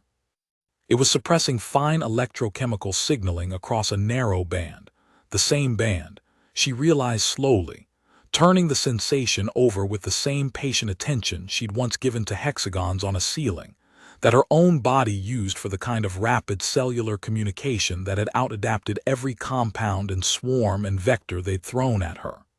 It was, in its own crude way, aimed correctly. It was just 9 weeks too late, aimed at a target that had already learned to root around interference as a matter of course. By the second hour, she could feel her body doing to the field exactly what it had done to everything else, not fighting it, not overpowering it, simply finding a different channel and continuing the conversation there instead. The restraint marks on her wrists faded to nothing now. The dull ache behind her eyes from 9 weeks of captivity, fading too, in a way that had nothing to do with rest and everything to do with a body that had, cell by cell, learned to stop paying that particular tax. She sat up slowly on the cot and looked at the reinforced door, a heavy composite panel with a mechanical lock backed by an electronic one, the kind of double redundancy a place like this built into everything, because a place like this didn't trust a single point of failure with anything that mattered. She thought about strength, and dismissed the thought almost as quickly as it arrived, because strength had never been the tool the Institute had actually handed her, not really. What they'd handed her, treatment after treatment, was precision. The growing, compiling, cell-deep knowledge of exactly how much force a given structure could take before it gave, because they'd spent 9 weeks testing exactly that question on her own body, and she had been paying very close attention to every answer. She put her palm flat against the door's composite panel, near the mechanical lock housing, and pushed. Not hard, not desperate, just steady, patient pressure, exactly calibrated, the way you'd apply pressure to a seam you already knew was going to give. The lock housing cracked on the 4th try, a sound like a knuckle popping, and the door swung open into a corridor that had, in 9 weeks, never once been unguarded. The Kesh guard outside her cell was broad through the shoulders and fast on his feet, and he had a sidearm holstered at his hip that he went for the moment the door opened, because, whatever briefing he'd been given about her, it clearly hadn't included the phrase she is going to open that door herself. Myra didn't run at him. She didn't need to. She closed the distance in 3 unhurried steps, the same unhurried steps she'd walked into every treatment bay with for 9 weeks, and caught his wrist before the sidearm cleared its holster, and applied, with the same calibrated precision she'd used on the door, exactly enough pressure to make his hand open and no more. He was strong. She could feel that, the sheer animal effort of him trying to break her grip, trying to bring his other 3 limbs into the fight, and she understood, in the flat, clear way she understood everything now, that 9 weeks ago this man would have put her on the floor in about 4 seconds. She wasn't that woman anymore. She hadn't decided to stop being her. The Institute had decided it for her, treatment by treatment, compiling something in her marrow that hadn't asked her permission and didn't need it now. She turned him smoothly and put him against the wall with his own weight doing most of the work, and held him there, not choking him, not hurting him more than the minimum the situation required, because Halden's voice was in her head even now, quiet and certain. The cost matters, girl, even when you win, until his struggling slowed and stopped and his breathing settled into the shallow, controlled rhythm of a man who had run out of options and understood it. "I need the block's manual override," she said, quiet level, the same voice she'd used on Dorothy in a hallway weeks ago. "Not the code, the panel location. You tell me and you get to keep being conscious. That's the whole offer." He told her. She left him zip-tied to a floor grate with his own restraint kit, breathing, unbroken, exactly as much harm done as the situation had actually required and not one measure more, and moved down the corridor toward the holding block at a pace that wasn't a run, because running drew eyes, and she had learned in 9 weeks of being watched exactly how to move through a space without inviting attention to the fact that she was moving at all. Halden was on his feet before she'd finished opening his cell. Some old instinct from a career, she'd never fully heard the details of already reading the situation correctly. "You're out," he said, quiet, disbelieving, and then seeing her face, understanding it wasn't a question that needed answering. "You're out." "We're out," Myra said. "Doc's on the lower ring. Selivek gave me the access codes 4 days ago, in case this exact thing happened. I think she saw it coming before I did." Halden didn't waste time on disbelief. 11 years in a place like this had apparently taught him exactly what to do with a door left open, move through it before anyone had the chance to close it again. He fell in beside her, moving fast and low, the muscle memory of an engineer who'd once had to move through worse terrain than an institute corridor under worse conditions than this. "The Varen," he said as they moved. "And the Cadusy." "I know. You going for them?" "I'm going for everyone I can reach before this station decides what it's doing about me." Myra's voice didn't rise, didn't quicken, even as her feet carried her faster than she'd moved in 9 weeks. "That was the deal I made you. It's the same deal for them, whether they ever heard me make it or not." They found the Cadusy 2 cells down from where Halden had described, exactly where the Institute had left him after the accelerated regeneration lock. Breathing, warm, tissue perfect, and unmarked and utterly, terribly still. The eyes open but tracking nothing. The way a machine left running with no one at the controls tracks nothing. Myra crouched in front of him for a moment, taking in the stillness of a body that had been, according to Halden, angry and alive and afraid only 3 weeks ago, and felt something cold and precise settle into the same place behind her ribs where she'd been keeping everything else that mattered. "Can he be moved?" she asked. "Physically, yes, he'll walk if you point him. Whether there's anybody steering, I don't know, girl. I've never seen one come back from this."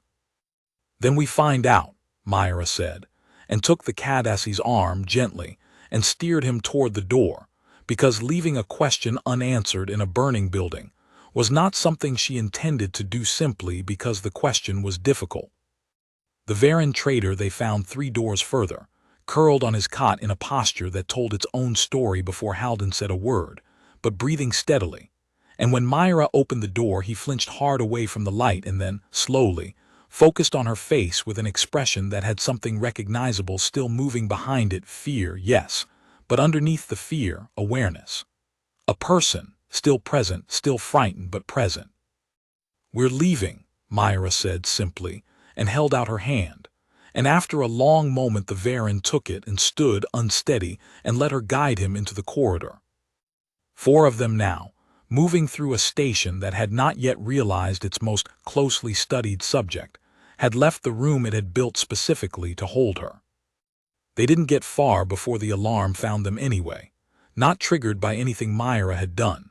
She understood later, but by the guard she'd left zip-tied, finally working his restraint kit loose enough to reach a comm panel, and the corridor lighting shifted in an instant from its flat institutional white to a hard, pulsing red that turned every wall into something urgent and alive. "Containment breach Block 4, a synthesized voice announced, calm in the specific way only automated systems manage to stay calm during a crisis. "All personnel to lockdown stations. Subject Voss is unrestrained." "That's us," Halden said, dry even now, even here, moving faster despite it. They reached the junction that led toward the lower ring's cargo dock just as Dorth rounded the opposite corner. Alone, tablet still in one hand as though he'd been in the middle of reviewing data when the alarm caught him, and he stopped dead at the sight of them. 4 escaped subjects, and the woman who'd spent 9 weeks disproving every model he'd built his career on, standing in an open corridor with the calm, unhurried bearing of someone who had already finished deciding how this encounter would go. For a long moment, nobody moved. "You could call for backup," Myra said, quiet into the silence. "I don't think it would arrive in time to matter, and I don't think underneath everything you actually want it to. I've watched you for 9 weeks, Doctor. You've spent this entire captivity chasing a result. I don't think the result you actually wanted was ever my suppression. I think it was an answer. You have one now." Dorth looked at her for a long moment, at the calm in her face, the complete absence of anger or triumph or fear, the same flat, unhurried expression that had unsettled him from the very first day.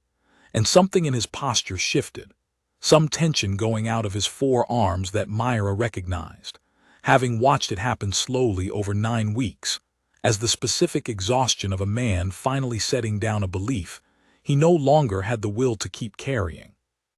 "The doc override on this level requires a physician's authorization," he said, quiet, not quite meeting her eyes. "Deck 3, Junction 7. I could have that authorization revoked in under a minute if I chose to." He set the tablet down on the corridor floor deliberately and stepped back against the wall to let them pass. "I find, Subject Voss, that I no longer choose to." Myra held his gaze for a moment longer, filing the moment away with the same care she gave to everything in this place. Because this, a physician stepping aside rather than calling for the guards he still, technically, had every authority to summon, was the last piece of data this station would ever give her about the difference between procedure and conscience, and she suspected, whatever came next, that he would spend a long time deciding what to do with having learned it. "Thank you, Doctor," she said, and meant it, and moved past him without another word, the others falling in behind her, toward the lower ring and whatever waited for them there. Selavek was waiting at the junction on Deck 3, exactly where she'd said the dock access would be, standing at a control panel with the particular stillness of someone who has been waiting for a specific sound, and has just heard it. She didn't look surprised to see 4 of them instead of 1. She looked, if anything, like a woman who had already run this exact scenario in her head enough times that the reality was almost a relief by comparison. "I heard the alarm," she said, already keying the panel, mandibles clicking fast with the strain of doing careful work under pressure. "I assumed it meant you." "It meant me," Myra said. "It's going to mean all of us in about 90 seconds, once whoever's watching that panel figures out where we're headed." "Then we have 90 seconds. Selavek didn't look up from the controls. "The cargo dock has a transport shuttle scheduled for a supply run in 4 hours. It's fueled and ready now because the Institute doesn't like leaving anything half-prepared, even the things it doesn't need yet. I can get you into the bay.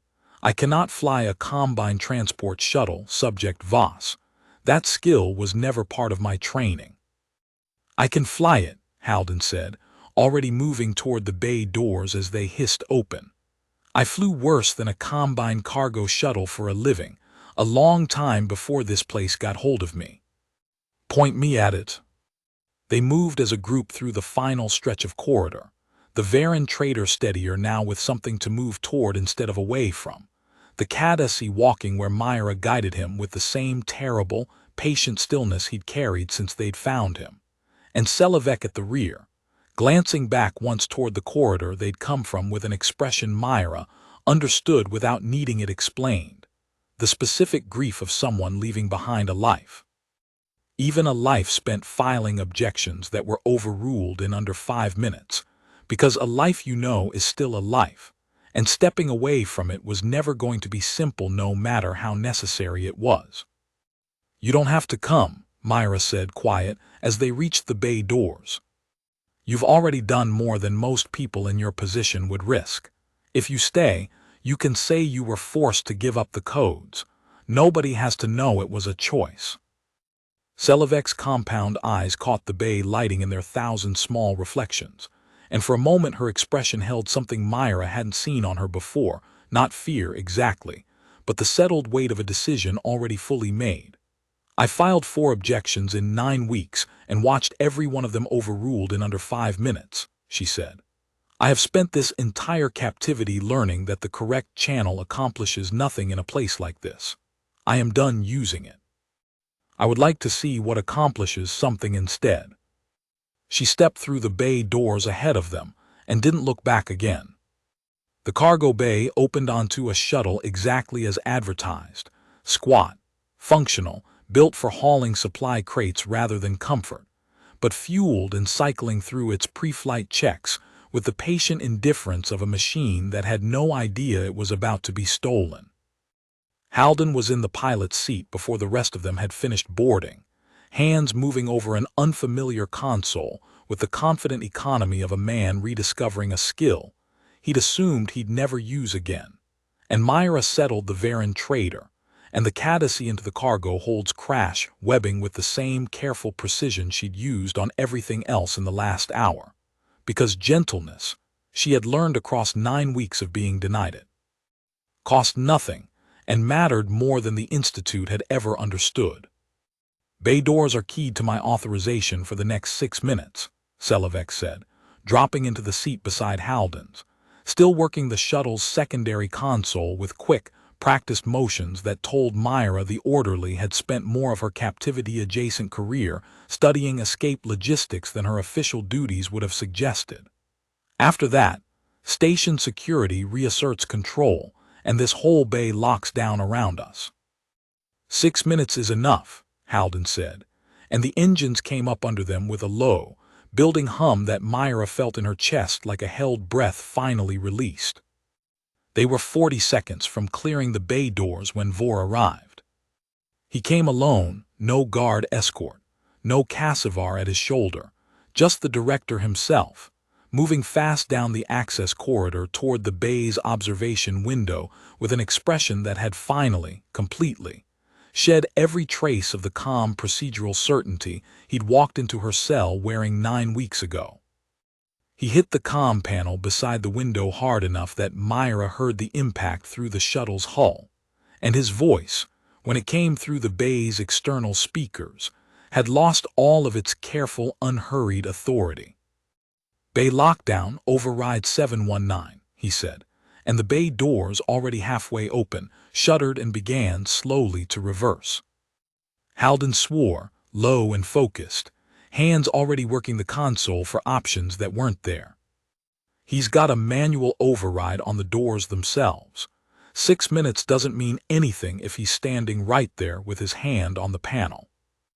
Myra looked through the shuttle's forward viewport at Vor, framed in the observation window, one of his 4 hands still pressed against the override control, and understood with the same cold clarity that had carried her through every treatment bay in this station, that this was the last obstacle, and that it wasn't going to be solved by Halden's flying or Selivek's codes. It was going to be solved the way everything else in this place had eventually been solved, by the thing the Institute had spent 9 weeks building in her without ever meaning to. "Hold the shuttle," she said, and was already moving toward the airlock before Halden could argue. "Girl, hold it, I'll be back before the doors finish closing." She stepped out through the shuttle's side hatch onto the bay floor, alone, unarmed, and walked toward the observation window with the same unhurried pace she'd used on every walk into every treatment room for 9 weeks. And Vor watched her come with an expression that was, for the first time since she'd met him, entirely unguarded. Not the calm administrator, not the frightened man managing an oversight board. Just a man watching the sum of every failed procedure in his institute's history walk toward him with nothing in her hands, and nothing, visibly, to lose. "You should be on that shuttle," he said, through the panel speaker, and his voice had gone very quiet. "I will be," Myra said, "in about 30 seconds. I wanted to say something to you first because I don't think you've understood it yet, and I think you should, before this station finishes deciding what story it tells itself about what happened here." She stopped a few paces from the window, close enough to see the fine lines of exhaustion around his aged, silver-blue eyes. "You spent 9 weeks trying to prove I was a special case, something rare. Something worth a budget line and a chief geneticist flown in from 4 transit weeks away. You were wrong about that, Director. I'm not special. I'm just what happens to an ordinary person from an ordinary, difficult world when you apply enough pressure for long enough and refuse to let up. My species didn't send anyone here to save me because nobody back home even knows I'm gone yet. It didn't need to. You built the thing that saved me yourselves, one failed treatment at a time, and you handed it to me for free." "That is not a comfort," Vor said low, "for the report I am going to have to file." "I didn't say it to comfort you," Myra said.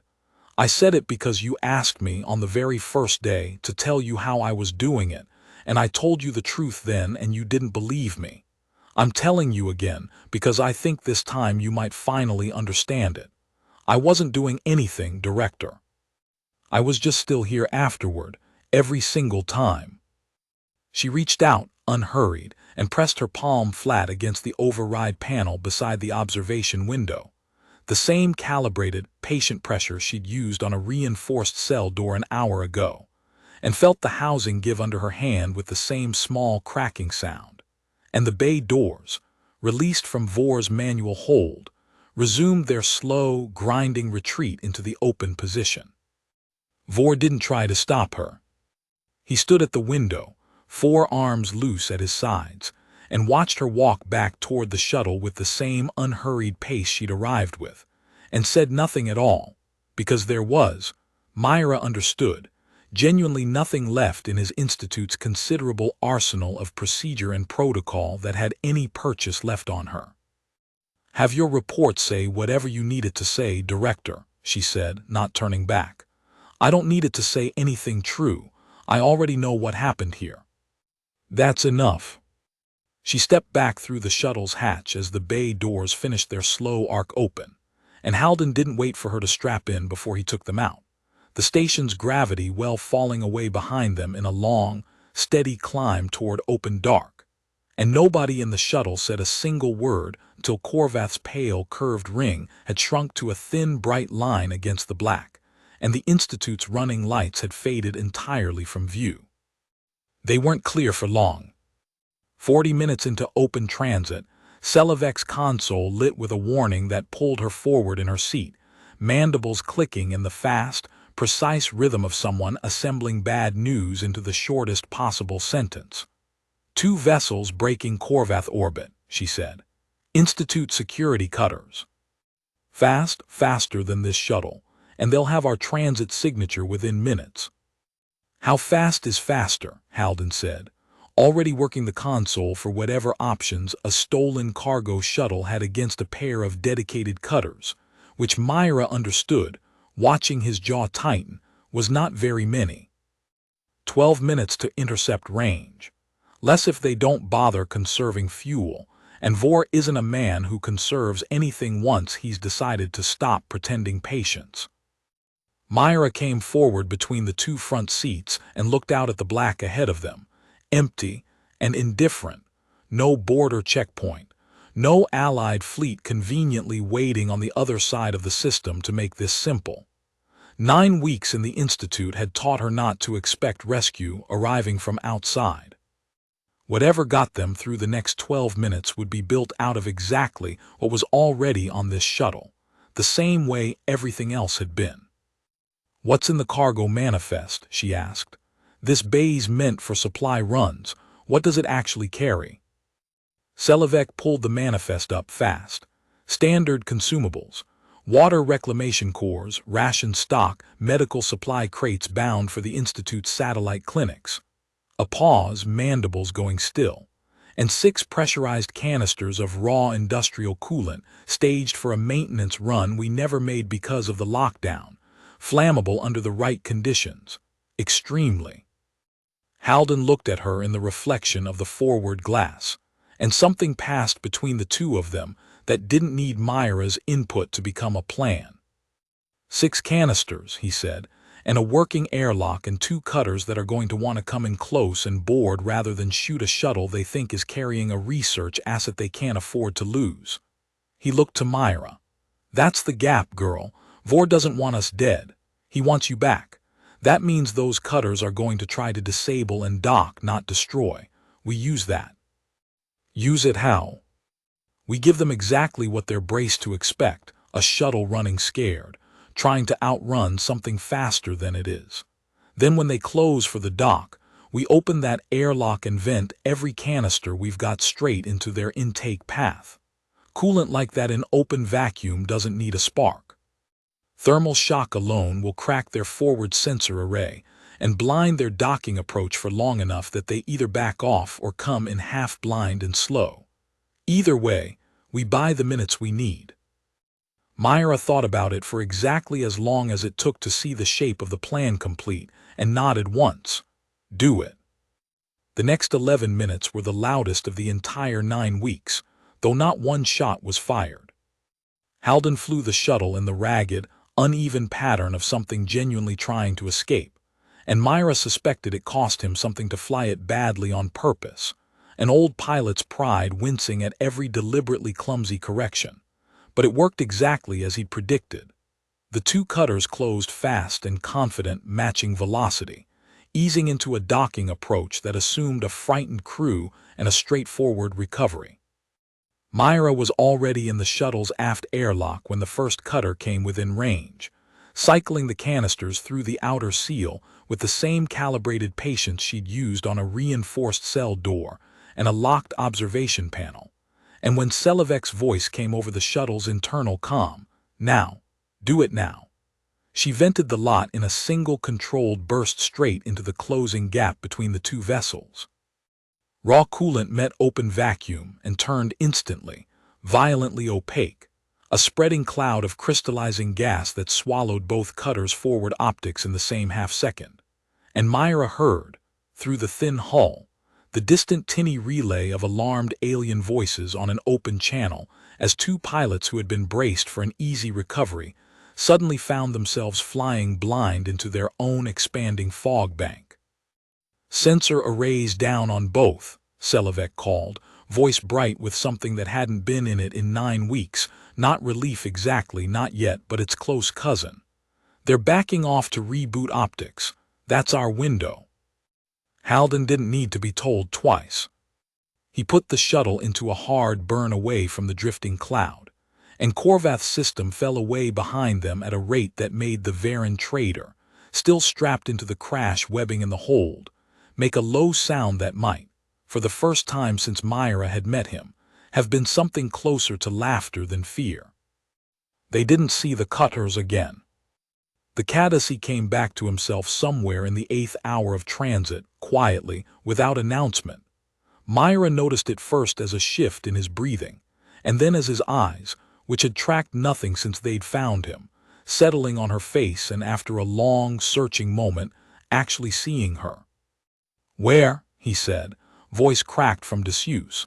The first word he'd spoken since the accelerated regeneration lock had taken whatever it had taken from him. "Off Korvath," Myra said, keeping her voice low and even, the same tone she'd used on Selivek in a cell doorway weeks ago. "You're safe. It's going to take some time to feel that way, but it's true." He didn't answer right away. He looked down at his own hands, turning them over slowly, the way a man might examine hands he hadn't been sure would still work, and something in his weathered, unmarked face.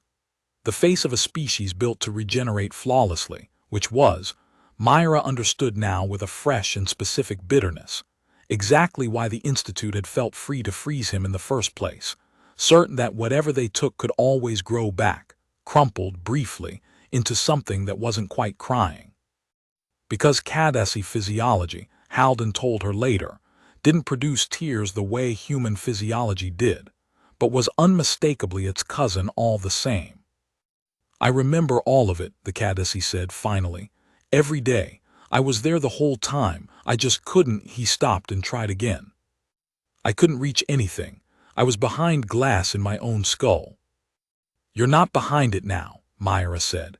And that was true, and it was also, she understood, going to be a long road from true to whole, and she didn't pretend otherwise to him, because pretending was one more thing the Institute had already done enough of on his behalf. They made planetfall on a mid-rim trade station 11 hours out from Korvath, a crowded, indifferent hub that belonged to no single polity, and asked few questions of shuttles that arrived with their transponders freshly repainted, which Selivek had handled somewhere over the course of the flight, with a facility that told Myra the orderly's 4 objections had not been the full extent of her preparations.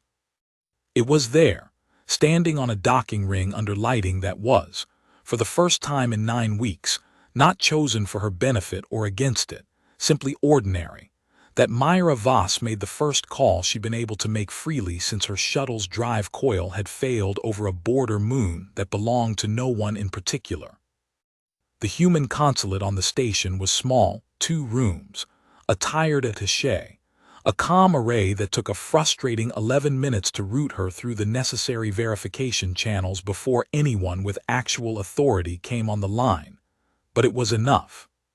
She gave her name, her registry number, the name of the survey program she'd shipped out with, and then, in the same flat, unhurried voice she'd used on every alien in that institute for 9 weeks, she gave a full account of the Reclamation Institute at Korvath, its location, its director, its staff, its subjects, and what it had done in careful, escalating, meticulously documented stages, to a woman who had done nothing more than crash land badly on a moon with the wrong kind of lichen.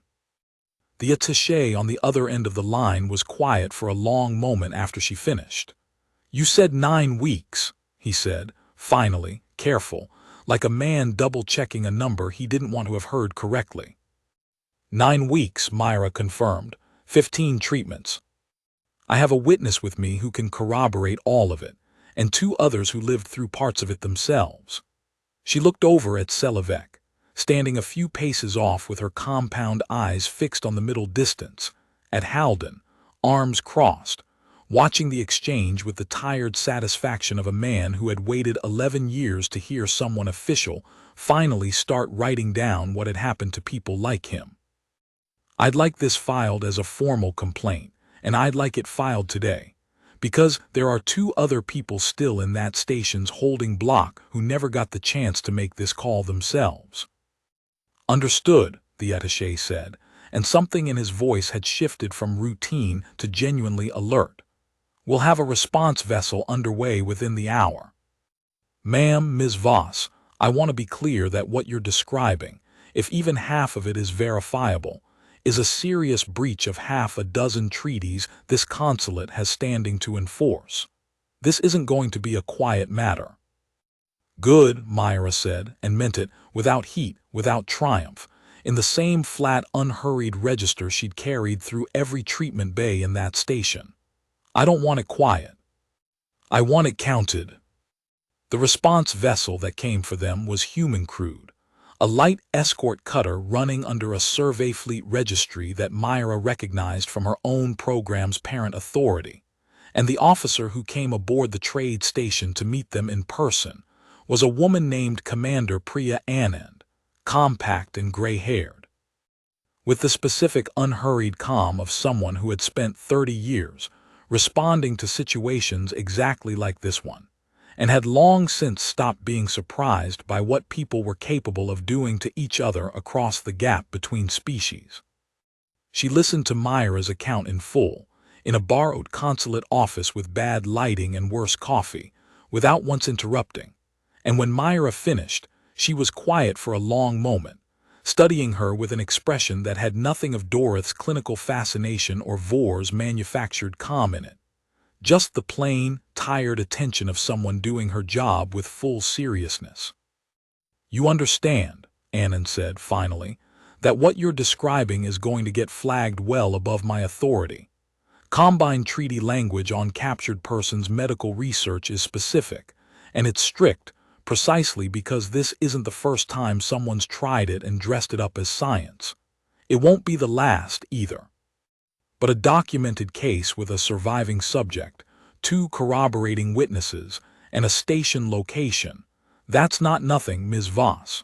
That's the kind of file that changes how the next facility like it gets built, if it gets built at all." "I don't need it to fix everything," Myra said. "I need it to fix this one, and I need the 2 people still on that station, the Varan trader who's already with us and the Cadesi who's still learning how to be a person again. I need them to have somewhere safe to go that isn't back into whatever system decided they were worth more as data than as people." "That," Anand said, "I can promise you directly. The rest will take longer, and it will take patience you've already spent 9 weeks demonstrating you have more of than most people I've met." She looked past Myra, toward Selivek, standing near the office's far wall with the careful stillness of someone unsure what kind of welcome she'd earned. "And you, Institute staff or captive?" "Neither fully," Selivek said. "Orderly, employee technically for 9 weeks and complicit in that time for longer than I'm proud of, before I decided complicity wasn't a thing I could keep affording." Her mandibles clicked, quiet. "I understand that may not entitle me to whatever protection you're offering the others." Anand studied her for a long moment, and something in her weathered face softened, just slightly. "It entitles you to a hearing, at minimum, and my honest recommendation to whoever conducts it that a person who smuggled 4 captives off a research station at direct personal risk gets more benefit of the doubt than the file's going to suggest at first glance. That's not nothing either." She stood, gathering the tablet she'd been taking notes on. "Get some rest, all of you. The next several weeks are going to be full of people asking you to repeat everything you just told me, in increasingly formal rooms, to increasingly senior people. I'm sorry for that in advance. It's necessary, and it's still going to be exhausting." It took 4 months in the end for the formal proceedings to run their course. 4 months of depositions and verified medical scans and cross-referenced testimony from Selivek, from Halden, from the Varan trader once he'd recovered enough composure to speak on record, even, eventually, from the Cadesi, whose account of watching his own captivity from behind the glass of his own mind, unable to reach anything, became, according to the investigators who took it, one of the most damning pieces of testimony in the entire file. Myra's own testimony ran 2 full days, in a combined tribunal chamber on a neutral station 3 transits from Korvath, before a panel of 5 adjudicators from species she'd never dealt with directly and would likely never deal with again. A chitinous jurist with a translator collar that lagged half a beat behind her words, a pale aquatic magistrate housed in a pressurized chair. 3 others whose designations she never fully learned because nobody in the room had bothered to make the proceedings comfortable for her, which she found, in its own way, oddly appropriate. She sat in a plain chair at the center of the chamber, no restraints this time, no monitor overhead charting her heart rate for anyone's benefit but her own curiosity, and she answered every question in the same flat, unhurried register she'd used on Doroth and Vor and Cassivar, because she had decided, somewhere over the 4 transits it took to reach the chamber, that the tribunal deserved exactly the same composure the Institute had gotten, and not 1 degree more or less. "You describe 15 separate medical interventions," the chitinous jurist said, on the second day, her translator caller rendering the question a half-beat late in a voice that had, by then, asked variations of the same thing a dozen times from a dozen angles, testing for the seam where a fabricated account would finally show its stitching. "At what point, subject, at what point, Ms. Voss, did you believe you would not survive the treatment regimen?" "I never believed that," Myra said. "Never, not during induced coma.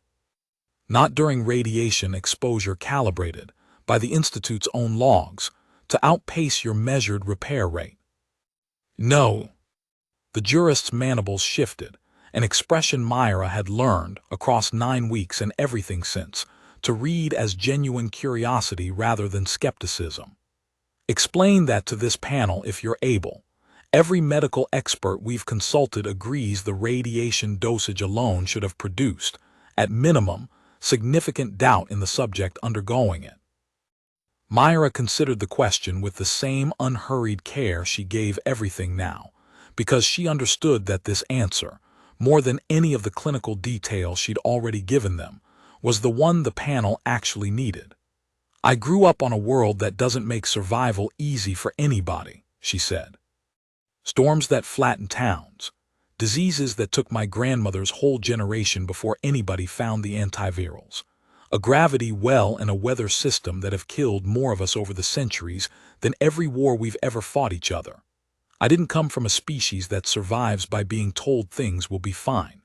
We survive by doing the work in front of us and letting the fear happen later, if it happens at all, somewhere it can't slow us down. Doubt is a thing I can have on my own time. In that room, on that table, doubt wasn't going to do anything but hand them what they wanted faster, so I didn't spend any on it. That's not courage, adjudicator. That's just how the ones of us who make it through tend to be built." The chamber was quiet for a long moment after the translation caught up, 5 very different sets of alien eyes fixed on her with an attention that had shifted, subtly, somewhere in the last minute, from procedural to something closer to genuine reckoning. The pale aquatic magistrate spoke next, voice modulated through her chair's translator into something flat and reverberant. "The Institute's own records characterize your physiological response as, and I quote their internal terminology, defiance. Do you consider that word accurate?" Myra thought of Doroth on the very first day, using that word like an insult dressed up as clinical language, and of his testimony months later, the line that had stopped her cold. "No," she said, "defiance is a choice you make against something. I never chose anything in that room except to keep breathing until it was over. My body did the rest without asking me. I think the Institute wanted it to be defiance, adjudicator, because defiance is a problem you can eventually solve. What actually happened to me isn't a problem. It's just what's true about people, once you strip away every comfort that usually keeps them from finding out." The panel adjourned for deliberation an hour later, and when the formal findings were published 3 weeks after that, the chitinous jurist's written opinion, which Myra read only once and kept afterward in a data file she never deleted and rarely opened, closed with a line she hadn't expected and never fully stopped thinking about.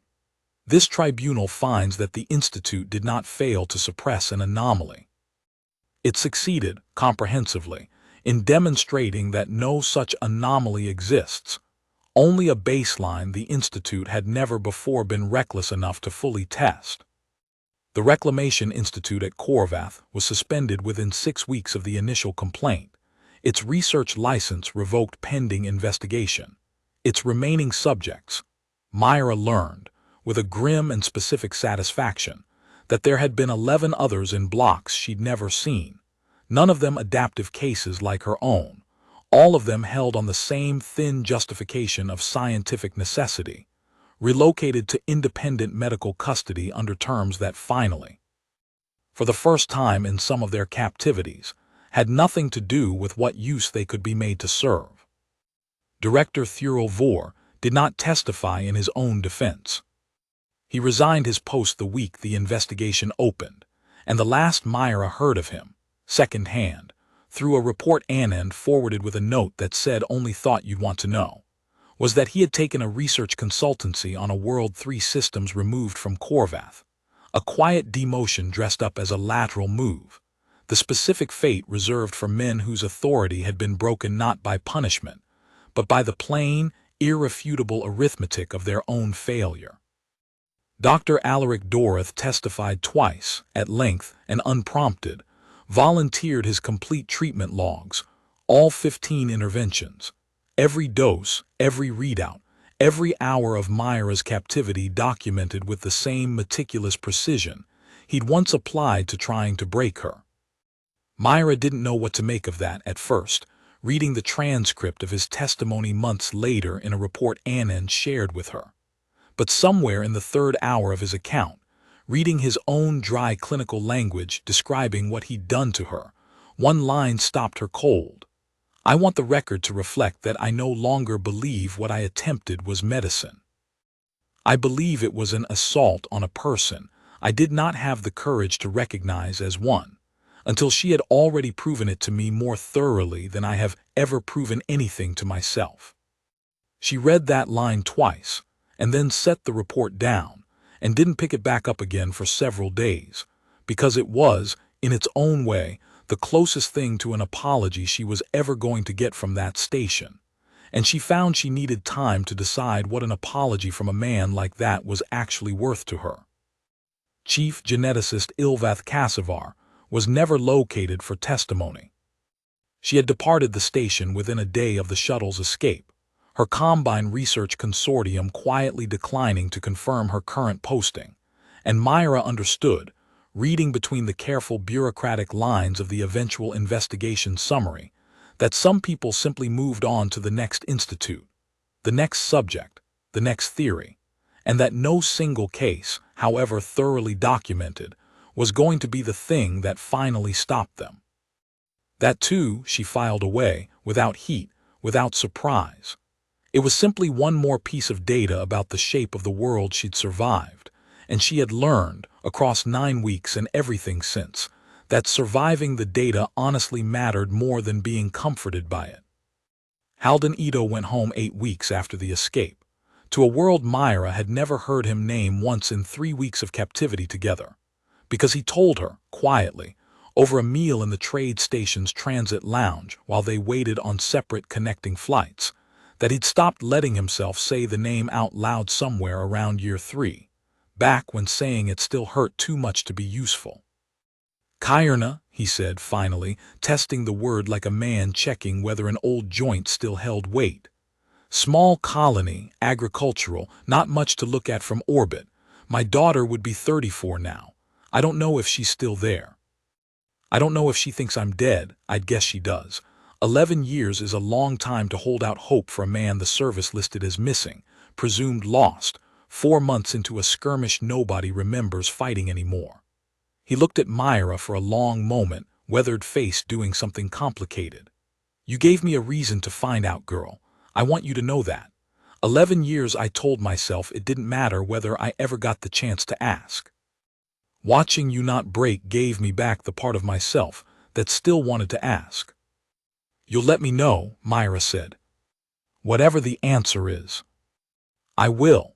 He'd stood then, gathering the single bag the consulate had issued him, everything he owned in the world reduced to what fit inside it after 11 years, and something in the set of his shoulders. The same posture she'd first seen across a holding block corridor, weaving mesh out of ration tray fiber because his hands needed something to do, had eased just slightly into the beginning of a man who believed again that his life might still have chapters left in it worth living toward. He wrote to her 4 months later. His daughter was there.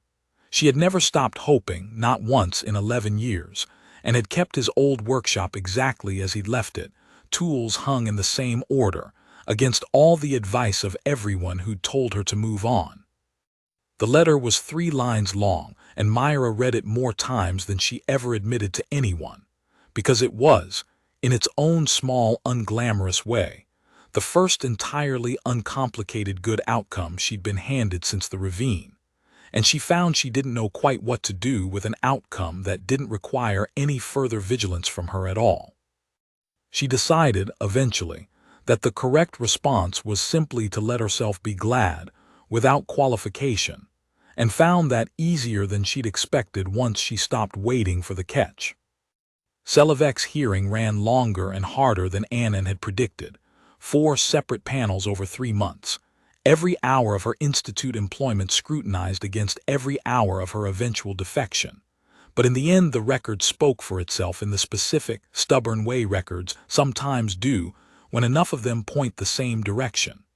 4 filed variance objections, all overruled within minutes.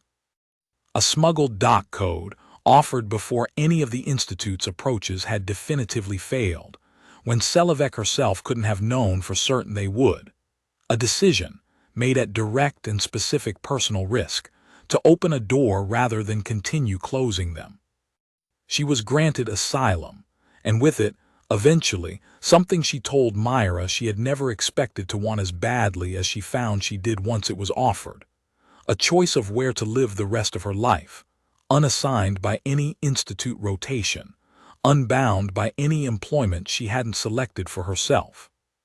She chose, in the end, to stay near the human consulate that had processed her case, taking work as a civilian medical liaison, translating not language exactly but something closer to intention, helping other displaced institute staff and former subjects navigate a bureaucracy that moved, she said, at roughly the speed of a Kesh compound eye tracking a single point of light, technically capable of following it, but never quickly, and never without a great deal of unnecessary motion first. I filed my first objection under the new posting yesterday, she told Myra, the last time they spoke before Myra's own transport home was finally cleared. It was overruled in 6 minutes instead of 5. I choose to consider that progress. Myra laughed, actually laughed, an unguarded sound she hadn't produced once in 9 weeks of captivity and had needed, she realized in the moment it happened, more than she'd let herself admit. That's not progress, Selavek. That's a rounding error. I have decided, Selavek said, with the particular dry precision Myra had come to recognize as the orderly's version of affection, that I am allowed to define progress however I choose, having earned that right at considerable personal cost. You, of all people, should understand that logic. Myra did. She understood it perfectly. The Varan traitor, whose name Myra learned only during the formal proceedings, was Keseth Drow, and who had, in 9 weeks of shared captivity, never once volunteered it, as though some part of him had decided that the Institute didn't deserve to know what to call him even in the records where they logged every other detail of his suffering. Returned to his crew eventually, older, quieter, permanently marked in ways that didn't show on a scan but showed, unmistakably. In the careful new distance, he kept from anything that resembled a closed room. He sent Myra one message, months later, brief and formal in the particular stilted way of someone who had never learned to be casual in her language and didn't intend to start now. You were the reason I remembered how to speak again. I am told that is not a small thing. I agree with whoever told you that. The Kadesi, his name, Myra eventually learned, was Torving, a name he offered her himself quietly on the 4th week of his slow reemergence, as though speaking it aloud were a small test of whether the world would let him keep it. Took the longest of any of them to find solid ground. Regeneration specialists, it turned out, healed almost everything except the specific damage of having watched their own captivity from behind glass they couldn't reach. And Torving spent the better part of a year in structured care before he wrote to Myra for the first time, a message that took him, by his own account, 11 separate attempts to finish. I remember thanking no one during it, he wrote. I remember being unable to. I want to thank you now, while I am able, because I understand now that the ability to say a thing out loud when you choose to is not a small freedom. It is the whole freedom. Everything else is just the shape it takes. Myra read that message standing on a transit platform on her way back to a world she hadn't set foot on in almost a year, and found that her eyes were wet in a way she hadn't allowed them to be once. Not through 9 weeks of treatment bays and a white room and a table bolted to a floor. And understood, finally, standing there with Torvin's careful, hard-won words in her hand. That she had been holding something the entire time she was captive, that she hadn't let herself set down until this exact moment. Not fear. She genuinely never carried much of that. But the low, constant, unacknowledged weight of not knowing whether any of it would matter to anyone once it was over. It mattered. She let herself believe that fully, for the first time, standing on a platform under an ordinary sky, and found the weight finally lifting. The ripples from the Korvath findings reached further than Myra had expected, and further than she had ever asked for. Anand forwarded her, over the following year, a slow trickle of updates that Myra read carefully each time, and filed away with the same steady attention she gave everything. 3 other combine facilities operating under research charters similar to the Institute's, quietly placed under inspection once investigators started asking, for the first time in any organized way, how many other subjects like her, like Keseth, like Torvin, were currently sitting in holding blocks being treated as line items rather than people. 2 of the 3 facilities were shut down outright within the year. The third survived, restructured under oversight terms strict enough that its director resigned rather than operate under them, which Myra understood, reading that particular line in Anand's report as its own quiet kind of victory. Not a door closed exactly, but a door that had gotten considerably harder to walk through unwatched. She never asked to be thanked for any of it, and mostly wasn't, because the people it had actually helped were strangers to her, names on inspection reports she'd never meet in person, living out the rest of their lives on facilities she'd never see. That suited her. She hadn't done any of it to be thanked. She'd done it because 9 weeks in a room with a table bolted to the floor had taught her, more thoroughly than anything before it, exactly what it cost to be treated as a resource instead of a person. And she had decided, somewhere in that white silent isolation cell with no hexagons to count, that she was done letting that cost be paid quietly, by her or by anyone else, if she ever got a say in the matter again.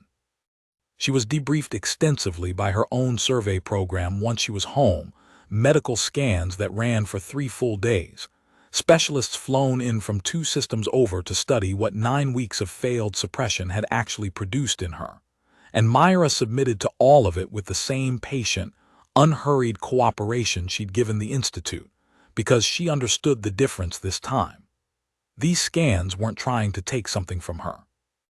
They were trying to understand something that had, in its own strange and unglamorous way, become part of the human record now, proof, documented and irrefutable, of exactly how far an ordinary person's body could be pushed before it found, not a ceiling, but a floor it simply refused to go beneath.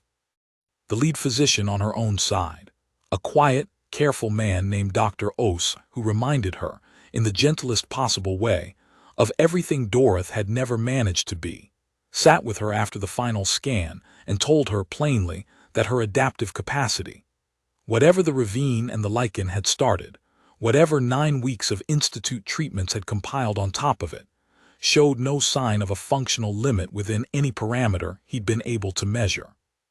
That should probably concern me, Myra said. It might, eventually, if you let it, Osai said. Or you could let it be exactly what it's always been, something that's kept you alive through things that were built specifically to make sure you didn't survive them. I'd let it be that if I were you. The concerning part is optional. She thought about that for a long time afterward, and decided in the end that he was right. It was optional. She had spent 9 weeks refusing to let an institute's fear define what her own body meant, and she saw no reason to hand that same power to her own doubts now that she was finally, fully, free of the people who tried to make her afraid of herself in the first place. There was one more encounter she carried with her longer than most, though it happened almost by accident, 18 months after Corvath, in a briefing hall on a training station where her survey program had sent her to lecture a new intake class on hostile terrain protocol. Nothing to do with the Institute, nothing on the official syllabus that referenced her captivity at all, just a senior surveyor sharing hard-won field judgment with cadets who still had all their theory and none of their scars. A young woman near the back of the hall, no older than 20, kept her hand raised through most of the session with a persistence that eventually made Myra call on her directly. "Ma'am," the cadet said, and there was something careful in how she phrased it, the sound of a question that had clearly been rehearsed and second-guessed several times before she'd worked up the nerve to ask it in front of 30 of her peers. "Is it true you're the Voss from the Corvath inquiry? The one the treaty amendment's named after?" Myra hadn't known there was a treaty amendment named after her. Nobody had told her that, or if they had, it had arrived buried in some report she'd filed away without fully reading, the way she filed away most things related to Corvath these days present, accounted for, rarely revisited. "I didn't know that," she said honestly. "But yes, I'm that Voss." The hall went very quiet, the particular quiet of 30 young people recalibrating their sense of who was standing in front of them, and the cadet, flushing slightly but not backing down, asked the real question underneath the first one. "How did you not break? I've read the unclassified summary twice. I don't understand how a person does that and comes out the other side still." She gestured, vaguely, toward the whole calm, unhurried shape of Myra standing at the front of the hall, lecturing on terrain assessment like it was any other Tuesday. "Still like this?" Myra considered the question with the same care she gave everything, because she understood, looking at 30 young faces waiting on her answer, that this was a different kind of testimony than the tribunal chamber had asked of her, and it deserved a different kind of honesty. "I didn't do anything special," she said. "I want you to actually hear that, not as modesty, because I don't have much use for modesty and neither will you, eventually, in this work. I mean it as information. Every single thing that station did to me, it did because it expected a result it had seen before, on other people, other species. It never got that result from me, and it took them 9 weeks to understand it wasn't going to, because the thing they were fighting wasn't unusual. It was just untested. Nobody had ever pushed an ordinary person from an ordinary difficult world that hard for that long, and written down exactly what happened. So they found out. I didn't survive it by being extraordinary, cadet. I survived it by being exactly what you already are if you ever get put somewhere that tests it. The only difference between you and me is that I know that now, and you're still finding out." The cadet didn't have a follow-up question. She sat down slowly, and around the hall, 30 young surveyors sat with what Myra had said in a silence that wasn't uncomfortable so much as full. And Myra went back to her terrain slides without making anything more of the moment than it needed to be. Because that, too, she had learned, was the correct way to hand something like this on, plainly, without ceremony, and then let the next person carry it forward however they needed to. She went back to survey work, eventually, because it was the work she'd loved before a drive coil failed over a border moon that belonged to no one in particular, and because she found, once she was steady enough to test it, that the ravine and everything after it hadn't taken that love away from her. If anything, it had sharpened something in how she approached a new world, a patience with difficult, unglamorous terrain that she hadn't fully possessed before, a stillness under pressure that her crewmates, none of whom knew the full shape of what had happened to her on Corvath, simply read as unusual and admirable competence, and never asked too many questions about, because that was, she'd learned, generally how competence like hers got treated by people who hadn't had to build it the hard way. She kept in touch with all of them. Halden, settled now on Cairna with his daughter, and a workshop full of tools hung in exactly the order he'd left them. Selivec, filing objections at the consulate that took, by her latest count, an average of 5.5 minutes to overrule, a number she reported with what Myra had come to recognize as genuine pride.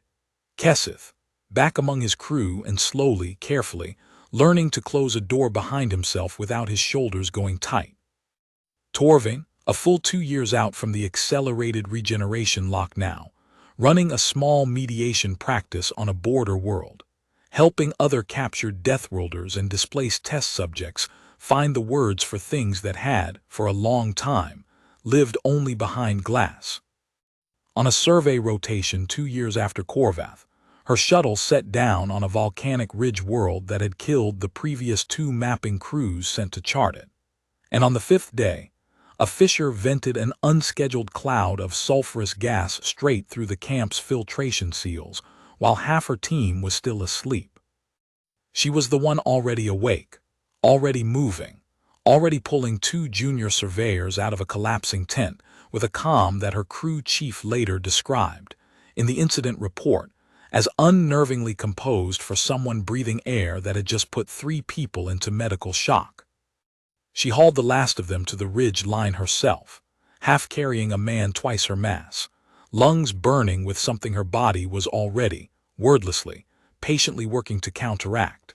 And by the time the relief shuttle reached them, she was the only member of the crew still on her feet without support, giving the incoming medic a clean, unhurried rundown of everyone's condition before anyone thought to ask about her own. "You should be flat on your back," the medic told her, scanning her readouts with visible confusion. "Your exposure levels say you should be flat on your back." "I get that a lot," Myra said, and left it there, because there wasn't a shorter true answer available, and she'd stopped needing anyone outside a very small circle to understand the longer one.